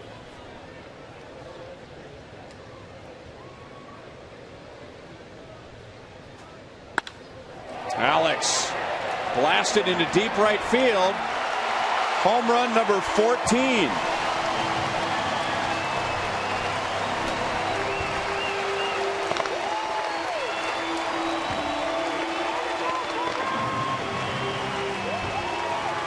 Chuck, you won your $100. That's back-to-back days. We've had winners on the Sonic Slam. That's beautiful. Gordon, he hit this with topspin on it. There's a little bit more to go on that. If he gets underneath, that ball's still going. Look at that. Perfect.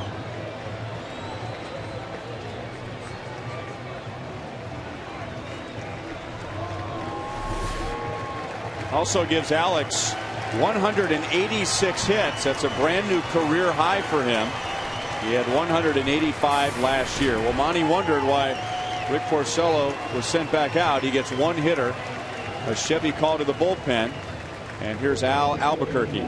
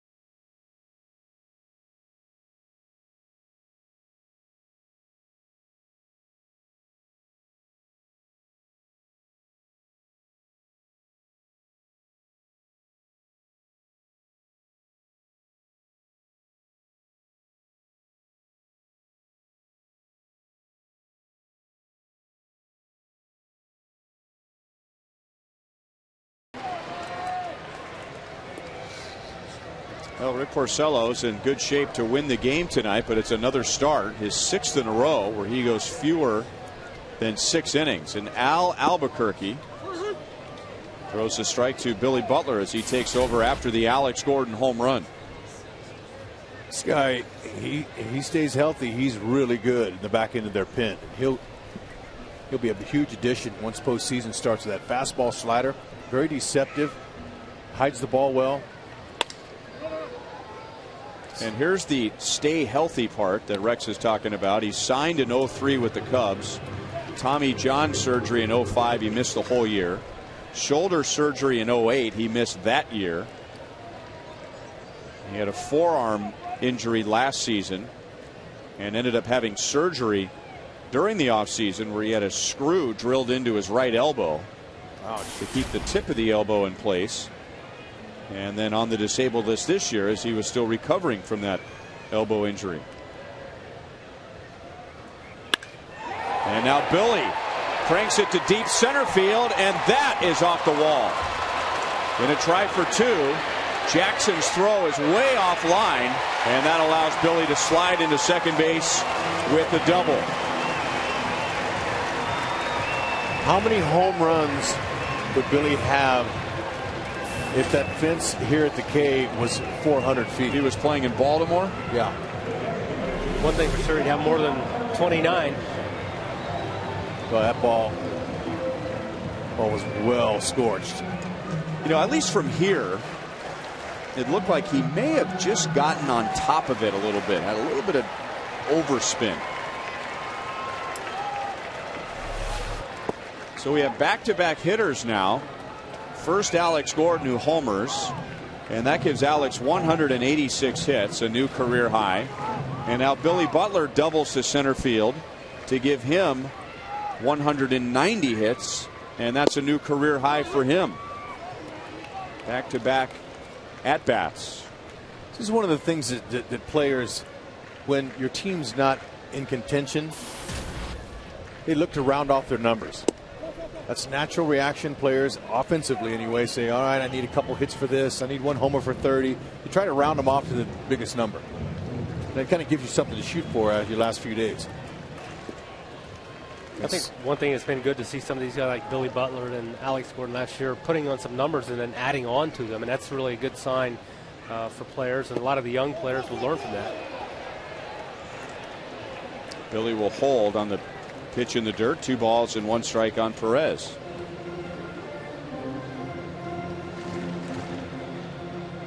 Salvador has singled and grounded out to short. He's hit in 6 in a row.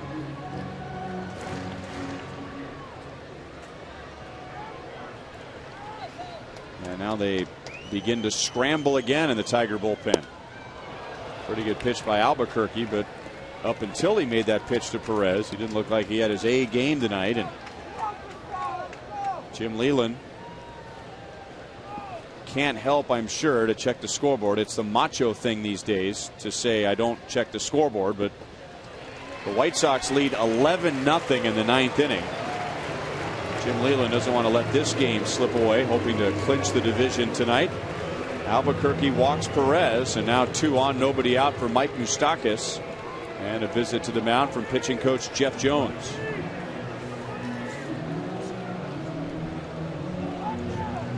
So Phil Koch, the lefty, Octavio Dotel, the former Royal, is the right-hander.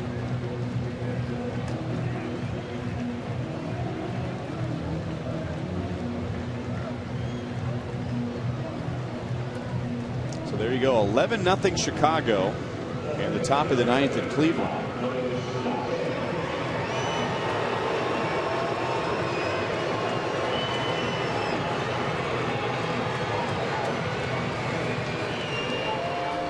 Mike Moustakas has walked and popped out to third.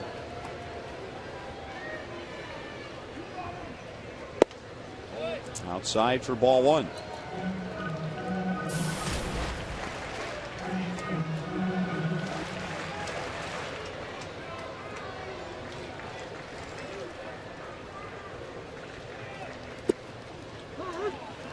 One and one.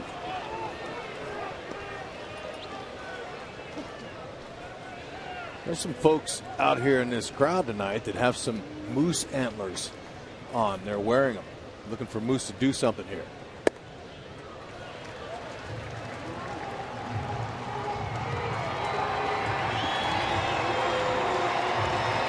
He's only faced Albuquerque once, and he's 0 for 1. He's hit in Albuquerque quite a few times, but he's only faced Albuquerque once. 2-2. And there's a big difference. Hitting in Albuquerque is a hitter's dream. Facing Albuquerque, at least this year, not so much.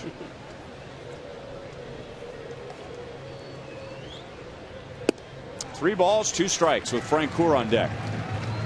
Okay, now Moose knows what to look for here. Fastball out over the middle.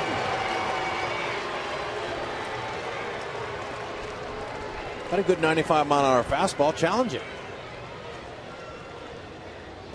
Ball 4. Bases loaded, nobody out. Back-to-back walks by Albuquerque.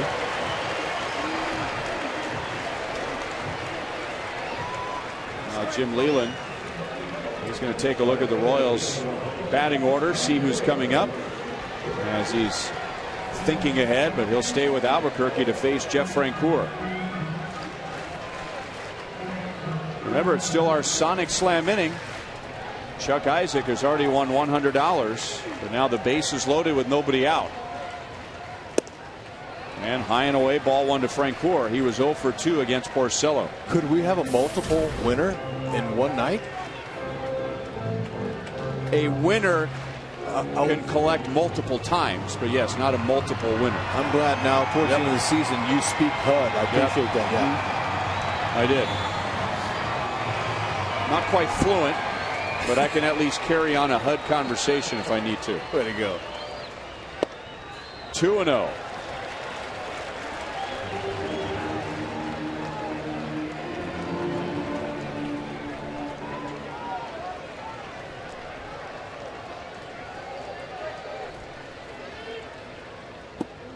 And Albuquerque, I don't think he's feeling very good about his fastball right now, and that was a good pitch for him. Plus, I'm sure he knew that Francoeur was looking for a fastball down the middle of the plate, so he goes to the slider.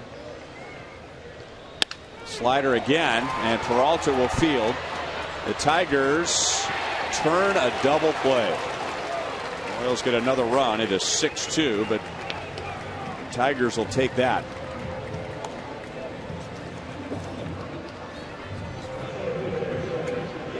Okay, you look for effort in these games here towards the end of the season. And what I saw Moustakas do there was good.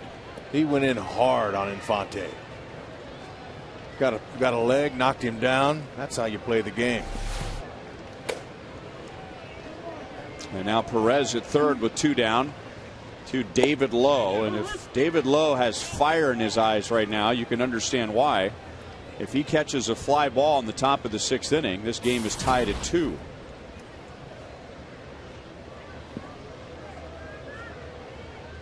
And perhaps Bruce Chen is still in the game. Outside, 1 ball, 1 strike. David has a single, and he's grounded into a double play so far tonight.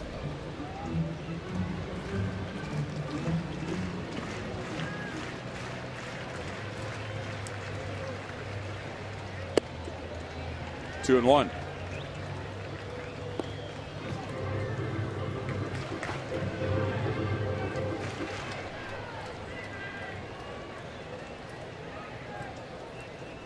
Rick Porcello started the inning and allowed a home run to Alex Gordon. Then Albuquerque came on, gave up a double, and then walked 2. David Lowe out in front and pulls it into the seats on the right field side. 2 and 2.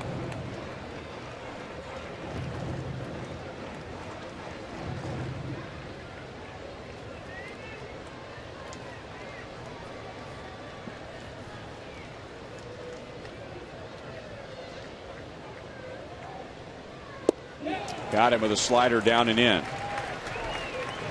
So the Royals get 2 on the home run from Gordon and on the double play. Thanks for dropping by, Monty. Yes, indeed.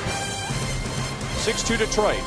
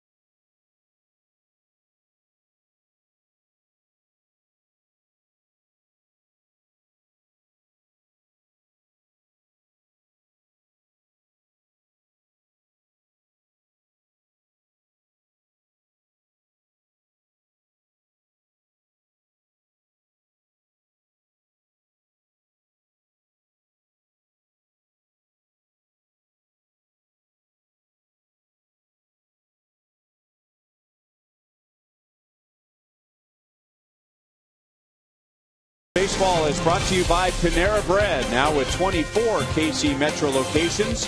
Visit us online at PaneraKansas.com.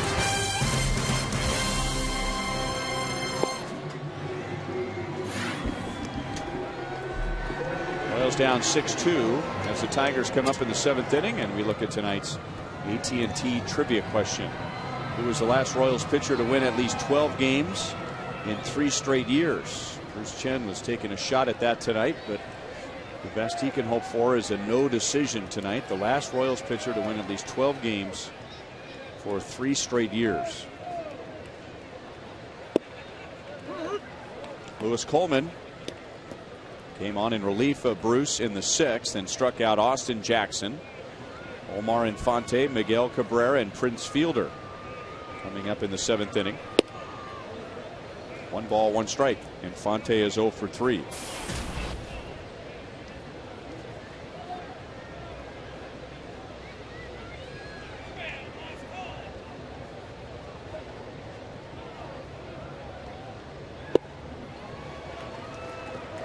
One and 2. Well, I would think there would be several Royals pitchers who've accomplished that, but who is the most recent? At least 12 wins in 3 consecutive seasons. Back to Coleman on 1 hop. 1 down. Infante is 0 for 4. I got a hint. He wasn't left-handed.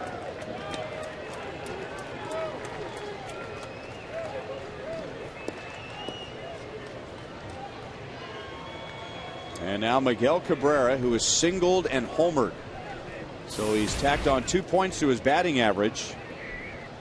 He's .327 with 44 home runs, 137 RBIs. And a big aggressive swing on the first pitch from Coleman. Let's take a look at what's going on in Toronto, where Minnesota is playing. Joe Mauer 1 for 5, so he's at .322. So now Cabrera has a 5-point lead over Mauer. Outside, 1 ball, 1 strike. Cabrera homered early off of Bruce, and you can see it was a fastball that was elevated on the outer half of the plate, and he went with it. Now he'll hit balls on the inside part of the plate out to right as well. He's a terrific inside out hitter. Doesn't need to pull the ball for power. His power comes to center field and right center.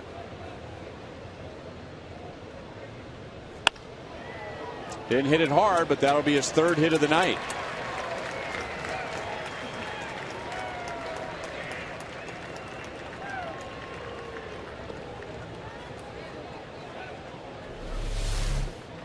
Okay, this is a home run pitch here. Okay, look at how his hips turn out. Okay, hips turn out, but his head position and eyes are right on that outside part of the plate. And he just goes with it with that big strength of his. Waits till the ball gets deep. Didn't see him jump on his left foot. Didn't jump out there. He waits till the ball gets deep towards the catcher's glove. And he adds another point to his average with that single, .328. So he has a 6-point lead over Joe Mauer. And a 7-point lead over Mike Trout in the great debate right now. Who's the most valuable player? Is it Miguel Cabrera or Mike Trout? Well, there's a lot of ways. You know, we got all the numbers and they're all dissected. But if you take Miguel Cabrera off of this Tigers team, where does that leave the Tigers? Hard to replace a guy like that in those numbers. Okay, you take Mike Trout out of his lineup there with the Angels. You put Peter Borges in, who has good speed and is a leadoff guy. Don't have the power he has, but I think the Angels would still be able to click on all cylinders. Now they would miss Trout, but if you take Cabrera out of the Tigers lineup, they're not the same. So that tells me that the value of this guy, and then you put these numbers on here, and the production numbers is really what he gets paid on. Interesting to see, though. I mean, it's the speed down here that really attracts attention. Shallow center field. David Lowe into a slide, and the ball is in and out of his glove. last time up, Prince Fielder hit a laser beam to center field, and maybe David Lowe is expecting the same thing this time around, but ball is hit off the end of the bat, and he had to sprint in for it.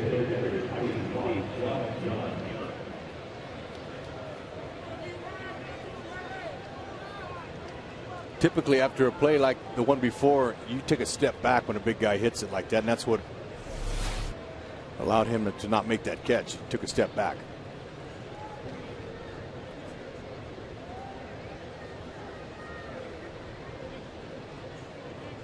So 2 on 1 out, and now Delman Young, who is 0 for 3.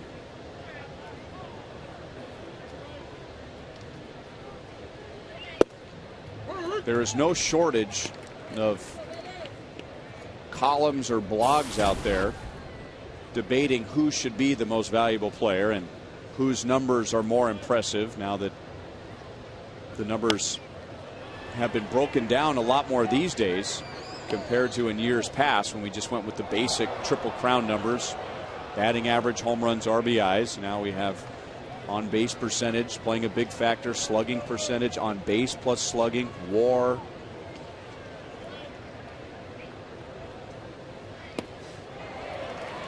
Young strikes out on 3 pitches, and there are 2 down.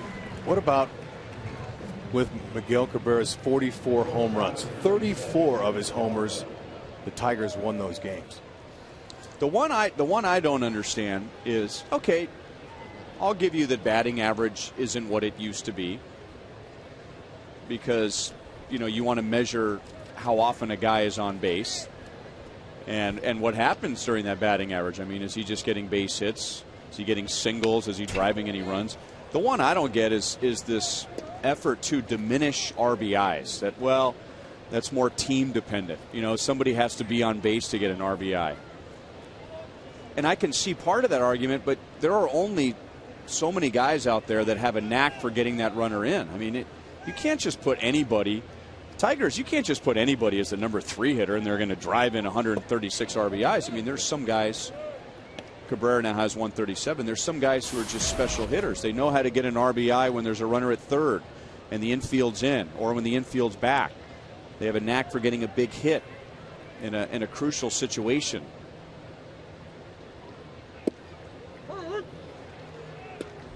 So maybe the Triple Crown isn't, in some people's minds, as impressive as it was back in 1967 when Carl Yastrzemski broke it. But I think there are RBI men, big RBI men, and they're going to find ways to drive in runs, whether the guys in front of her on base all the time or not. Brian, I agree with you on the RBI comment. The one thing, in Cabrera's case, there's a name for what he's doing, the Triple Crown. There's no name for what Mike Trout is doing, and like HUD pointed out, Peter Borges replacing him, who's a great speed guy. But if you look at Borges' numbers last year, he played more games last year than Trout did this year, and he had 26 fewer stolen bases. He had 18 fewer homers, an average of 50 points less. I don't think Mike Trout's replaceable. That's debatable, no doubt.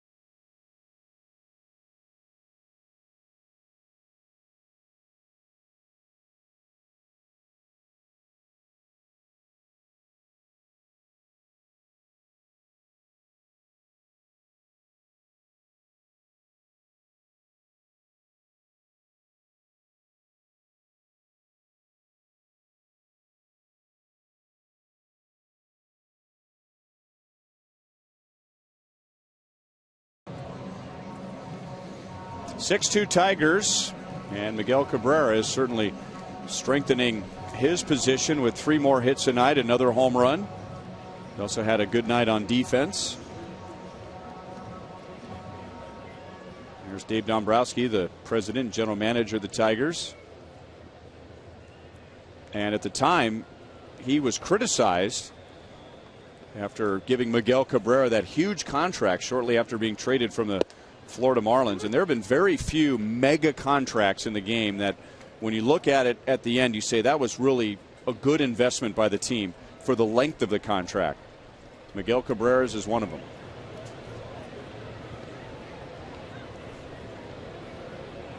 Octavio Dotel is the 3rd Tigers pitcher. And Irving Falou up the middle. Infante backhands. Low throw is scooped out by fielder. And Falou is 0 for 2 tonight.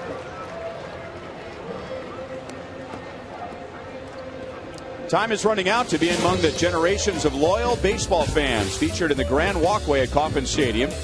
Make your mark in Royals history by etching your name or special dedication into a lifetime legacy brick. The deadline to order a replica brick in time for the holidays is approaching. Go to Royals.com/bricks for information.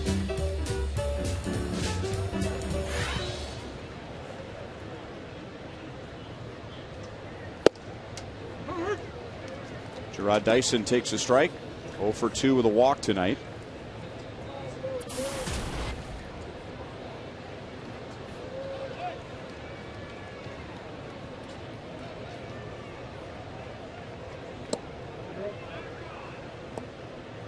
One and one.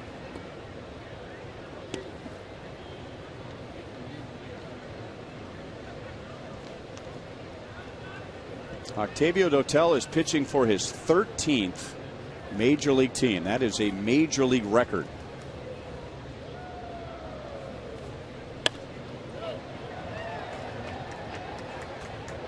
He had been tied before this year with former Royal Matt Stairs, pitcher Mike Morgan, pitcher Ron Vallone. They had all pitched or played for 12 major league teams until Dotel threw his first pitch with the Tigers this year.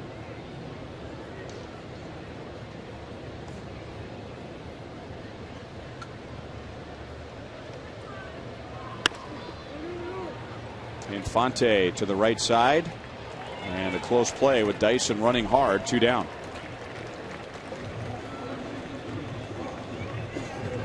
(11-0) Chicago wins at Cleveland. Hector Santiago is the winning pitcher. Corey Kluber takes a loss, so that will require a Tigers victory tonight for them to win the division.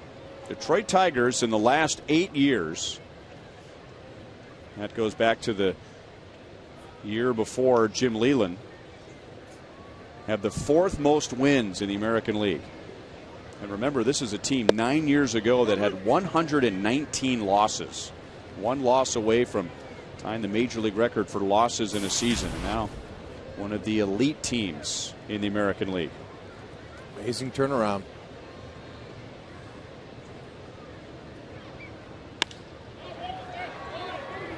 Routine play for Austin Jackson in center field. We played 7. Dotel gets the Royals in order. Tigers have a 6-2 lead.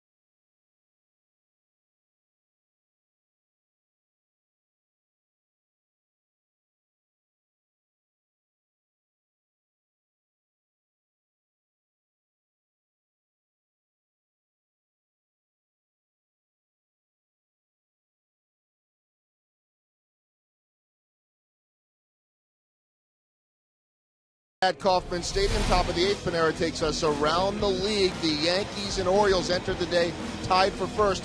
The Yankees took care of business. The Orioles did not. So New York in first place right now. Chicago hanging on by a thread. They need the Royals to come back.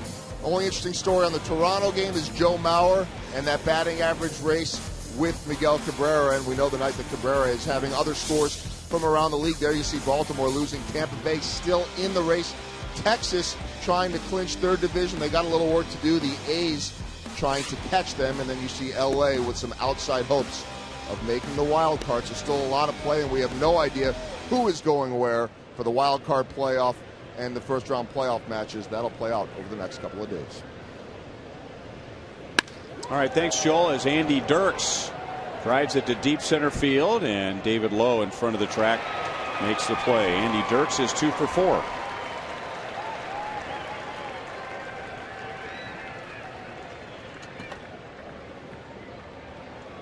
David Lowe's been running all over the place tonight in center field. He's been going back. He's been getting turned around. He's been coming in and sliding. And right now, a drop ball by him in the 6th inning is the difference in the game. It could be a 2-2 tie right now, but because of the error in the 6th, the Tigers scored 4 unearned runs.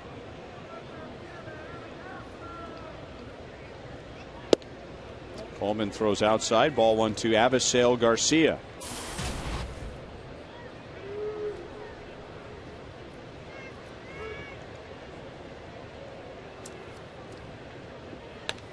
Here's a blast from the past for you.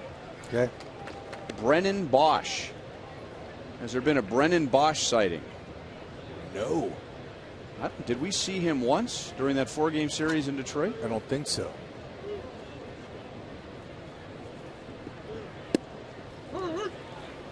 Got off to a rough start. Couldn't get anything going. They kept trying him here and there. Wasn't clicking for him. Batting .242 in 131 games. Had some big hits against the Royals. Foul ball over near the Royals dugout, which I think took out a camera.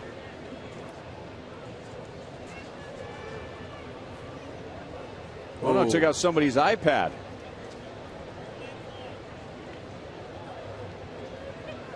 Something was on the railing behind the Royals bat boys, and that foul ball nailed it. That was a swing. And for Coleman, that's his 3rd strikeout. I think that is 4th strikeout. 2 down in the 8th. Let's answer tonight's AT&T trivia question. The last Royals pitcher to win at least 12 games for 3 consecutive years. I'm going to go with Kevin Appier. I'm with you. Tim Belcher. Close. Pitch at the same time. Tim Belcher and Kevin Appier did. Belcher's last year was 98. Kevin Appier was traded during the 1999 season. Belcher used to crack me up. He always looked like he was burping. He was belching out there. He always. It was an interesting facial expression that Belcher would have. And you remember certain pitchers because you're that close and you see him, and I used to laugh at him. Belcher was a belcher. Apparently you were 3 out of 7 against him. Don't remember too many of them. He must have struck me out the rest of the time, but he was interesting to look at. Biggest hit of the night, Gerald Laird.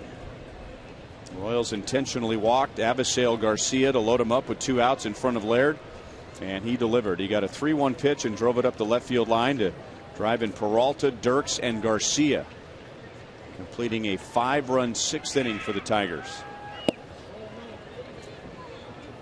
2 balls, 2 strikes.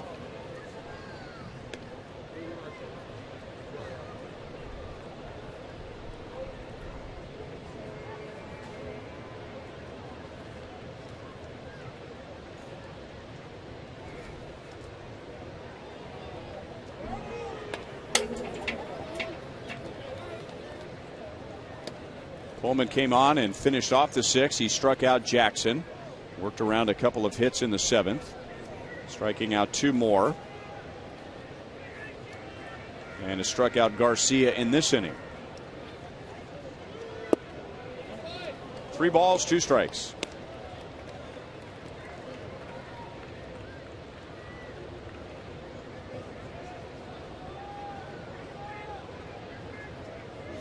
Last year, Lewis Coleman hit Gerald Laird with a pitch on his right index finger and broke the finger. Laird went on the disabled list. Now a weak pop up to the left side. Escobar makes the play. 2 1/3 scoreless innings for Lewis Coleman with 4 strikeouts. Royals coming up in the bottom of the 8th, down 6-2.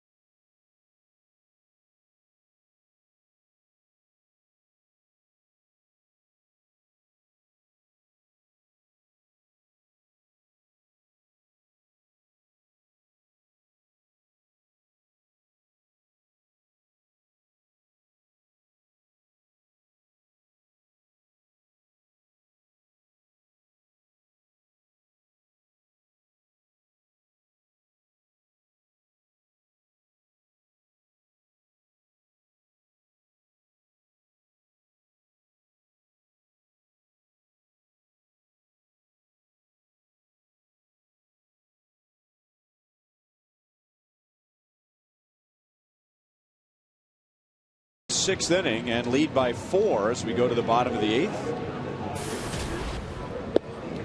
And it will be Joaquin Benoit taking over for the Tigers. He'll be their 4th pitcher tonight. Rick Porcello went 5, gave up 1 run.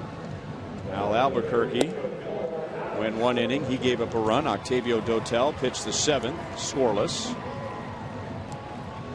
And now Benoit to get Alex Gordon, Billy Butler, and Salvador Perez. Alex hit his 14th home run of the year, a line drive to right in the 6th off of Porcello, giving him 186 hits. That's a brand new career high.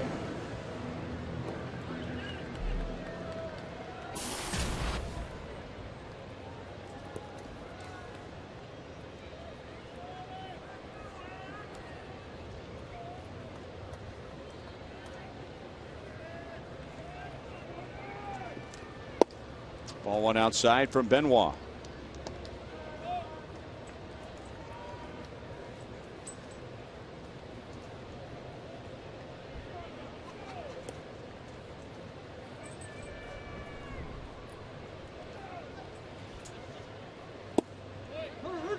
One and one.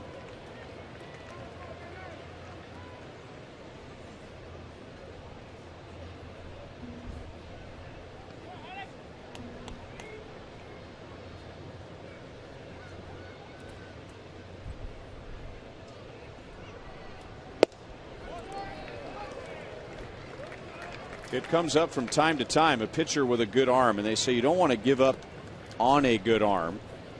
And Joaquin Benoit for years was a top prospect in the Rangers organization as a starter. He just never really put it together. He was on the disabled list all the time. And then he moved to the bullpen for a full season in 2006, and his career really took off. That was with the Rangers. Pitch again with Texas in 07 and in 08. And then moved to Tampa Bay and had a 1.34 ERA in 63 games, and then got a lucrative contract with the Tigers.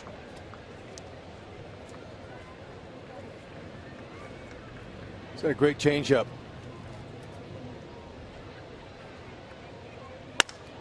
And Alex pulls that changeup into right field. So he has 2 hits tonight to add to his new career high and 60 multi-hit games. 3rd most in the league. Boy, he just never stops. He's a machine.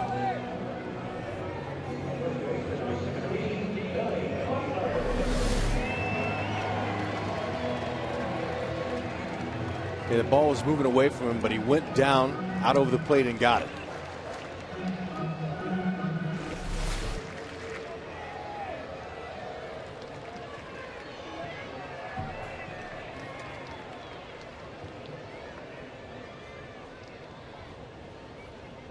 Billy taking all the way, and right after Alex established his new career high with hits in the 6th inning, Billy Butler did the same thing with a double to center field, his 32nd double and his 190th hit of the year.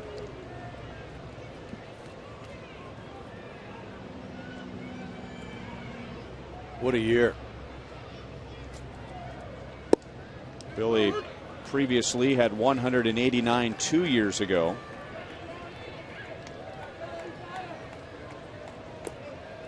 And as all the focus, rightly so, has been on Miguel Cabrera going for a triple crown to lead the league, Billy Butler is in position to have a triple crown to lead the Royals, batting average, home runs, RBIs.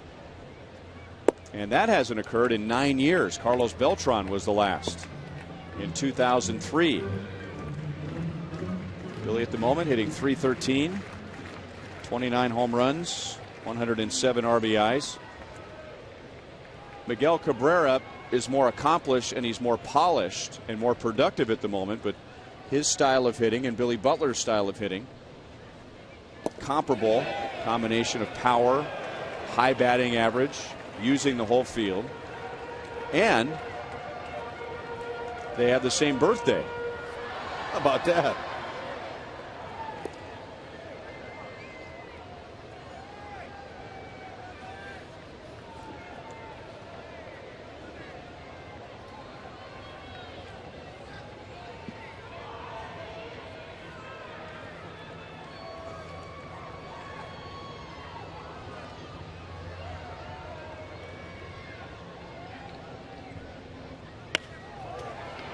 Up the left field line, but foul. Joel, Ryan, your thoughts?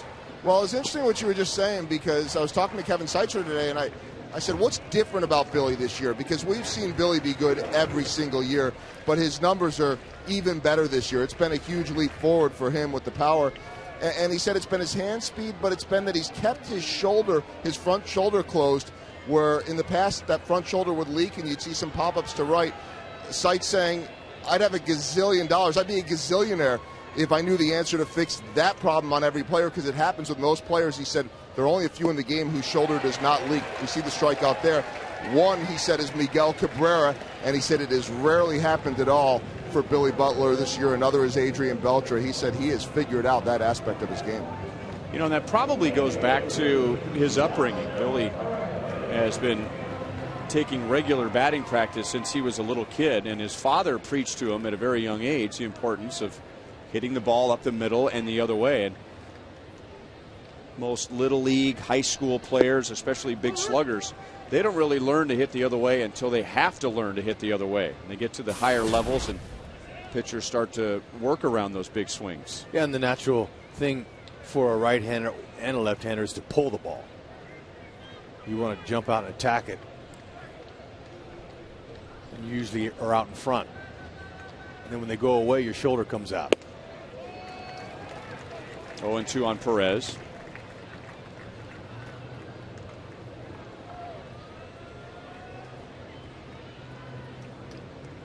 Can't think of many hitters at this level who thrive with that front shoulder flying out. Not with this caliber of pitching. Not with consistency. You find yourself in the minors.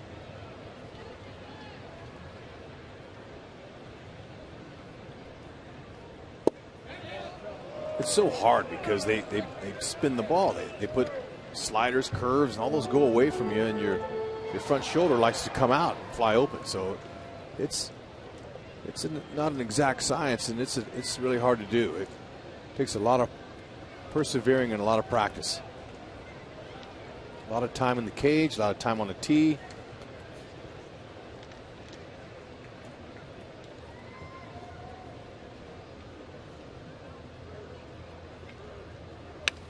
The closest thing we've seen to a hitter like that would probably be Mike Aviles. Mike Aviles had that open stand, still does, from the right side. Strides more toward the third baseman than he does the pitcher. And that front shoulder flies out. But what he's been able to do to combat that is he stands way up in the box. So he takes some of the break away from the pitches down and away. Now, he's still very vulnerable to pitches away and down and away, but he hits in a way that no hitting coach would ever teach to anybody, ever. And his head position is pretty good. He's staying on the ball with his head. His shoulder may leak out, but if your head's still there, you have a chance to get the hands through. But you're right. It's hard to teach certain guys in a certain way, especially up here. They've already been established. They've already got to the majors with the way they've batted. So being a hitting coach can really be tough. You get them while they're young, they'll listen. You can kind of work with them a little bit, but when they kind of already get stuck on their own way, it's hard to change them. You just kind of work the mental muscle. And a soft liner is served into center field by Perez. Alex will go first to third. Two-hit game for Salvador Perez.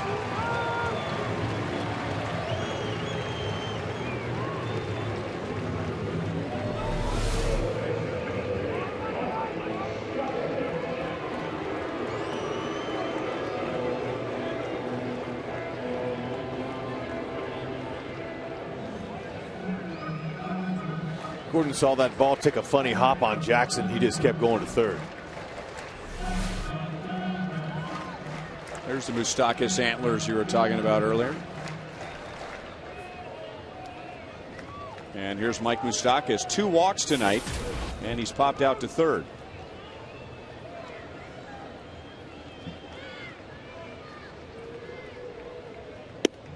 Outside, ball 1 from Benoit. Royals have had their chances tonight. In the second inning, they had 2 on, nobody out. And Rick Porcello got a pop out and a double play to get out of that inning. With 2 outs and nobody on in the fifth, the Royals got a single and 2 walks. But Porcello got Escobar on a fielder's choice to end the inning. 2 balls and no strikes on Moustakas. In the sixth inning, Alex Gordon homered, Billy Butler doubled. Salvador Perez walked. Mike Moustakas walked. So a run home. The bases loaded, nobody out. But Albuquerque got a double play, which scored a run and a strikeout.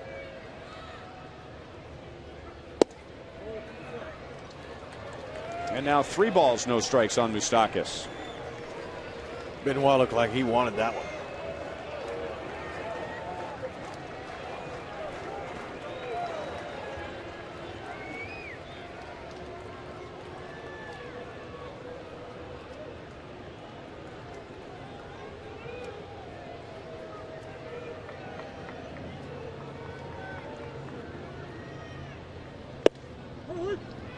Three and one.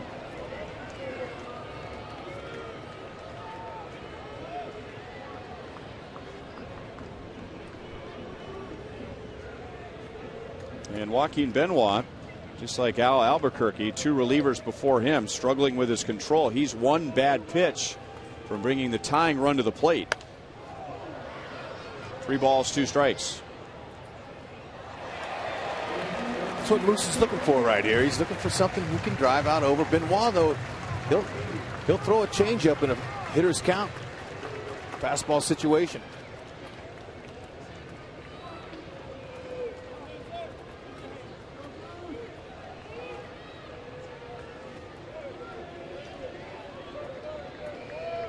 And as we pointed out in Detroit, Benoit is in no hurry.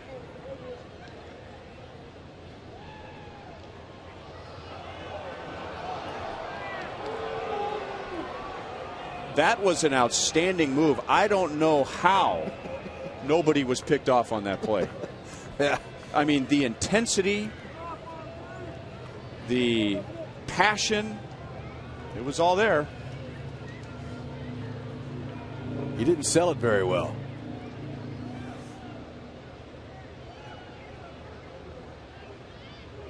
Well, he gets the job done. He comes back from 3-0, and there's that changeup that Bud was talking about earlier this inning. 2 strikeouts for Benoit. Yep. It'll get you to pull your front shoulder out every time. We were talking about that. It's a very good a pitch that goes away to lefties like there.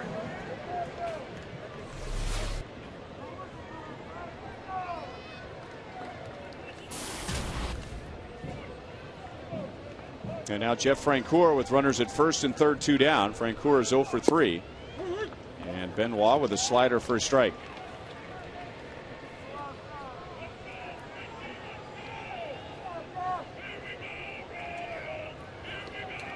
Francoeur with just 5 hits on the last road trip, but 2 of those were home runs. And he drove in 5. Got a pitch up and lines it into left center field. So it's a 6-3 game. Perez will go to third. Francoeur trying to hustle into a double, and he is out. Huge out for the Tigers. 6-3 to the ninth.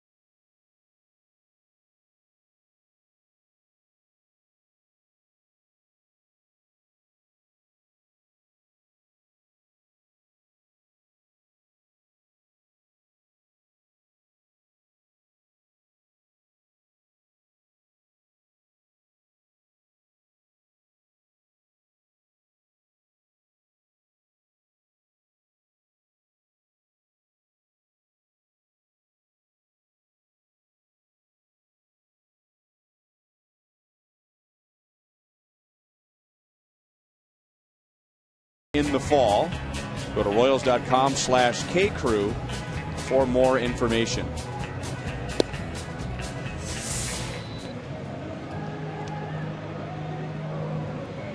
Tony Abreu takes over at third base. It looked like when Mike Moustakas struck out in the bottom of the 8th inning on a good changeup, and remember he came out early yesterday with a sore groin. It looked like he had an expression on his face like it hurt. Especially when you swing and miss on a pitch like that and you're looking to juice one out of the yard. Sometimes that'll tweak an already tired muscle. Yeah, see that at the end of the swing? Yep. Little grimace. A lot of guys there. Got some pain going on. Abreu tested right away and throws out Austin Jackson. Jackson is 0 for 5. Then Mazzaro takes over in the top of the 9th. Bruce Chen went 5 2/3, gave up 6, but 4 of those runs were unearned. And Lewis Coleman was sharp for 2 1/3. He struck out 4. Well, I don't remember us getting Jackson out and 0 for 5 in one game all year. He's worn the Royals out. Omar Infante is 0 for 4, so the top 2 hitters are 0 for 9.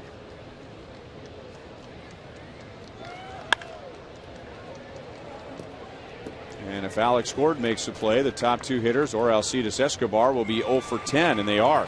Well, you really like the Royals' chances or any team's chances if the top two hitters are 0 for 10 in front of Cabrera and Fielder. But the Tigers still with 6 runs, 12 hits. Cabrera has 3 of those hits. He's added 3 points to his batting average, now at .328.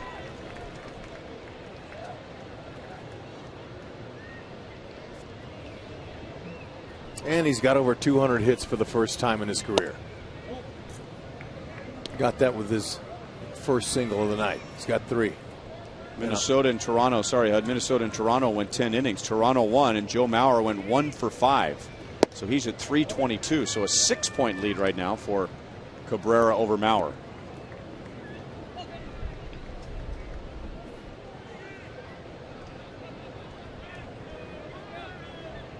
He is singled to right, he is homered to right, and he is singled to right center field. So he's gone the other way, and now he goes up the middle for a 4-hit game.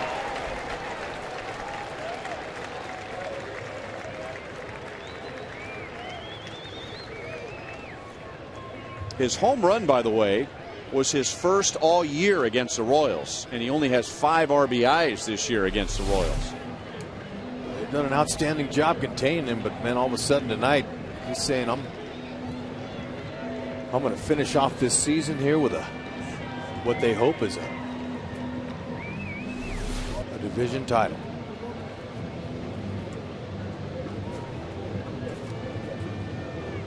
And now Tommy Hotovy will come on and face Prince Fielder with a lefty-lefty matchup. Runner at first, 2 down.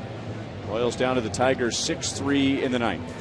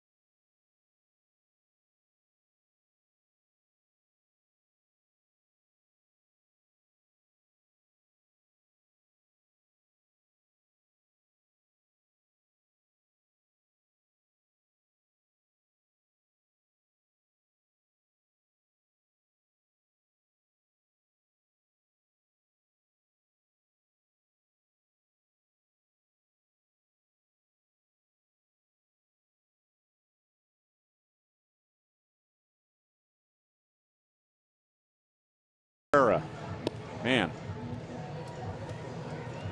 he had slumped in his previous 40 at-bats before tonight. He was 8 for 40. So that had dropped his batting average down to .325. Who wouldn't want their average to drop down to .325? But now up to .329. Mike Trout has passed Joe Mauer. So now it's Trout, the other MVP candidate, 6 points behind Cabrera. Cabrera also has a home run tonight, giving him 44. A 1 home run lead over Josh Hamilton. As Tommy Hotovy throws a strike to Prince Fielder, and Cabrera also has his 137th RBI tonight. So Hotovy on to try and get Fielder and keep this at a 3-run game to the bottom of the 9th inning.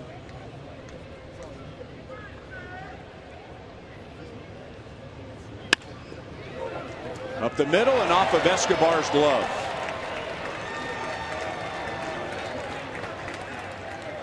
A little too hot to handle.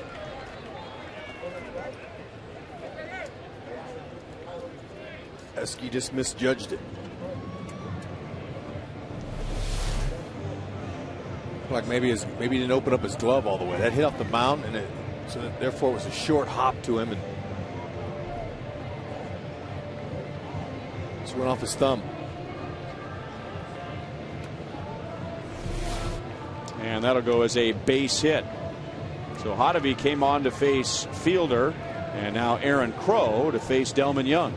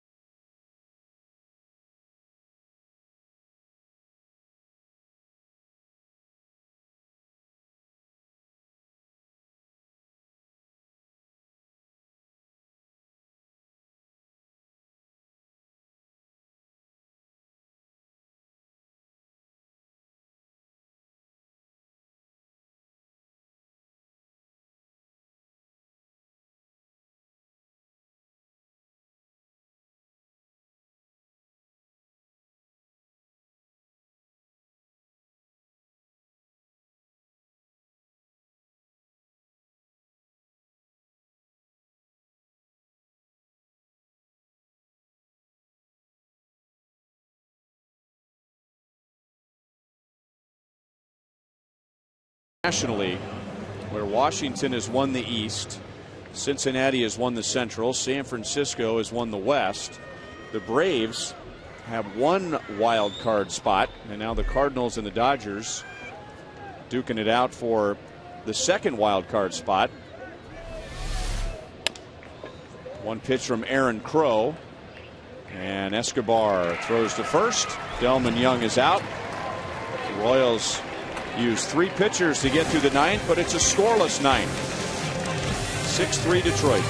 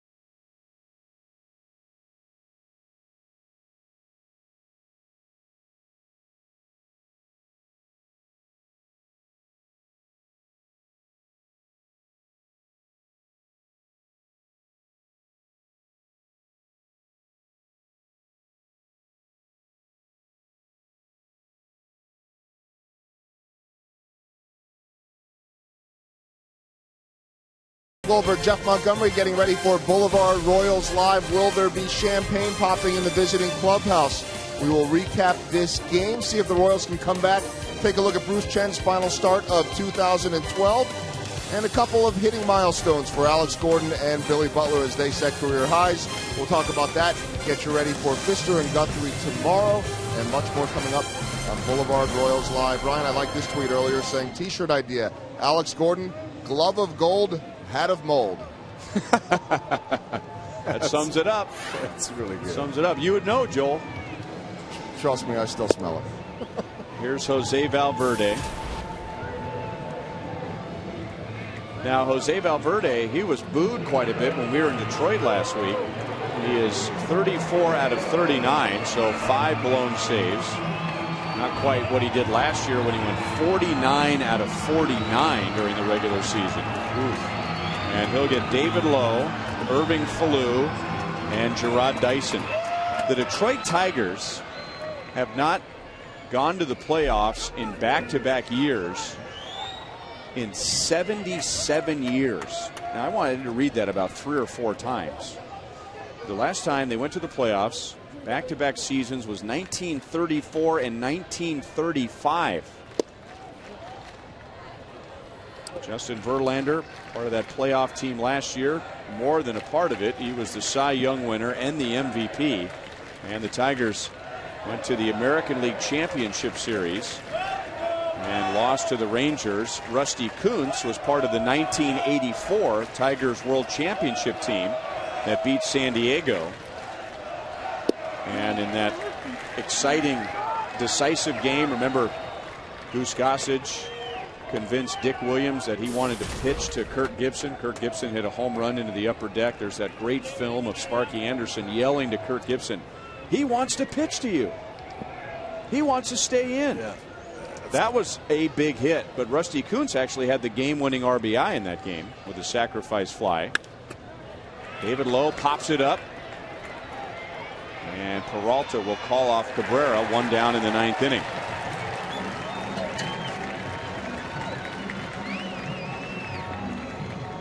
The Tigers on June the 12th were 6 games out of first place, and it was looking like the 2012 season was going to be a huge failure after they went out and shelled out all that cash for Prince Fielder. 6 games out in June. Jim Leyland didn't panic. The Tigers didn't panic. The White Sox have spent most of the season in first place. But even with a win tonight, an 11-0 win tonight in Cleveland, the White Sox have lost 10 of their last 13 games, while the Tigers have won 6 of their last 7. And that's what it comes down to, who finishes stronger. And the White Sox, they ran into some problems. Their pitching couldn't hold out.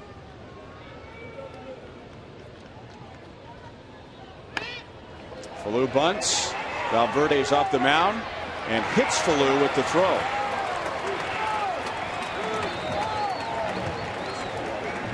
Base hit for Falou. He's 1 for 3. That's how you do it. Any way you can to get on base. He didn't get it exactly where he wanted to, but caught Valverde off balance, and he had no chance on that. So he just kind of flipped it, hits Falou in the back.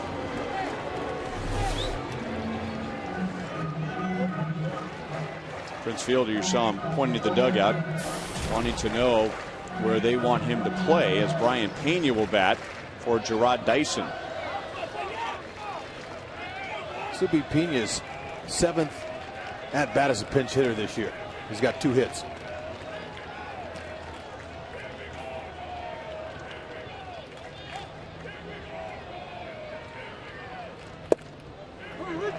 And a strike to Pena. A couple of numbers to look at for Detroit with this late season surge, and they're 2 outs away from winning the division.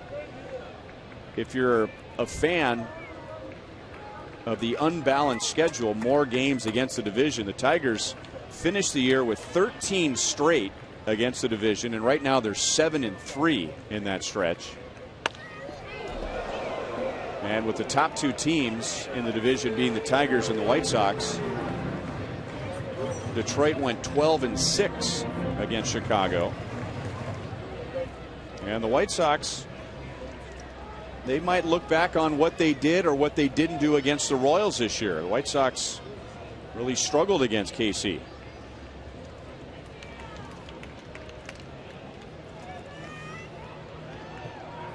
Royals finished 12-6 against Chicago. No balls and 2 strikes on Pena.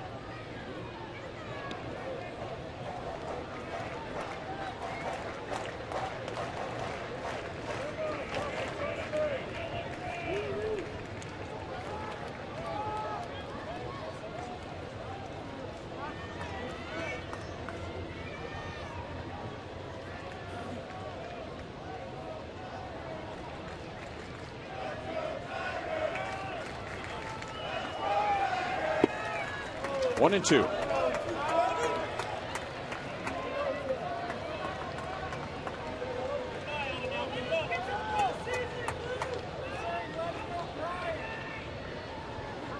Two years ago here at Kauffman Stadium, the Royals finished the season with the Tampa Bay Rays, and they clinched the division here in Kansas City.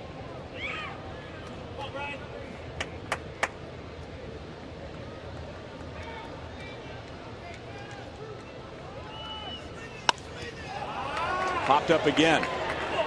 This time it's Miguel Cabrera. 2 down in the 9th inning.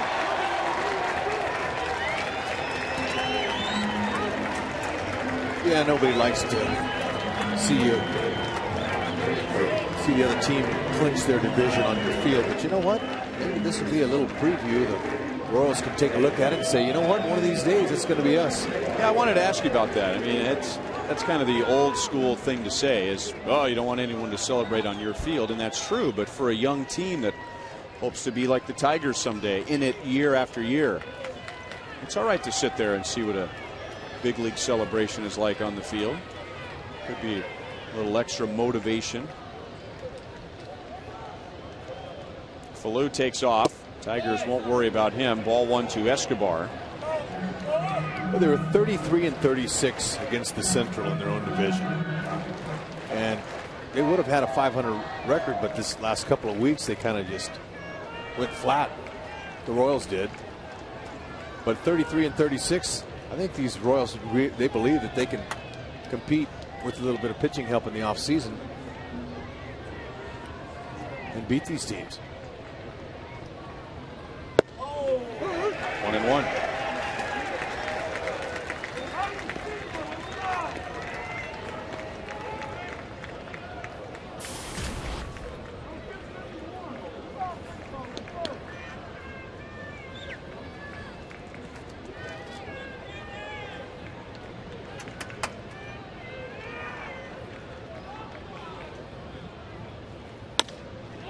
Up the middle, at second base, in time, and the Detroit Tigers are the 2012 American League Central Division champions.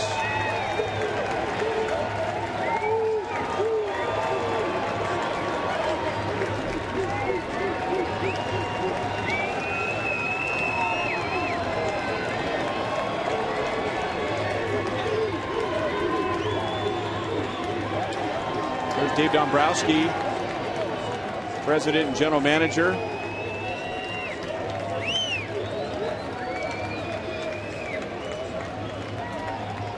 And remember, very late in the offseason, we weren't that far away from spring training, and the Tigers learned that Victor Martinez blew out his knee, and there was a huge void at designated hitter. And Prince Fielder was still dangling in the free agent market. No team was willing to meet his price, and as it turns out, the Tigers did. And in his first year playing for the team that his father played for, he helps lead the Tigers to a Central Division championship. And since Dave Dombrowski has taken over as president and general manager, and Jim Leland has taken over as field manager, he gets a big hug from Miguel Cabrera. That's the second time they've won the division. 3 times they have finished in second place. They advanced to the World Series in 2006. Last year they advanced to the American League Championship Series, losing to the Rangers. And this year they're back in the playoffs again. Well, congratulations to them. It happened late. I mean, they grinded all year long, but they got hot at the right time, especially Cabrera going for the MVP.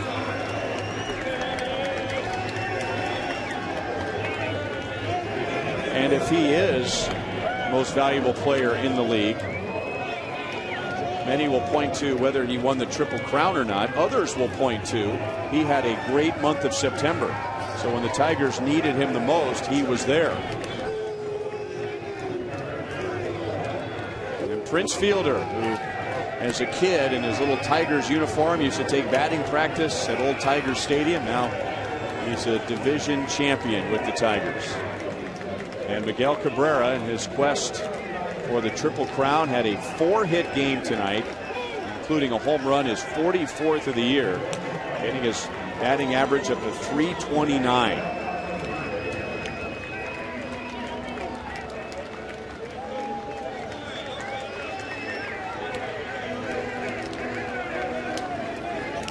And some of the players are already putting on the goggles, anticipating a champagne shower inside the visitors' clubhouse here at Kauffman Stadium. It's a long season. It sure is special, though, when you're on the winning team. 6-3 the final score. We'll be right back.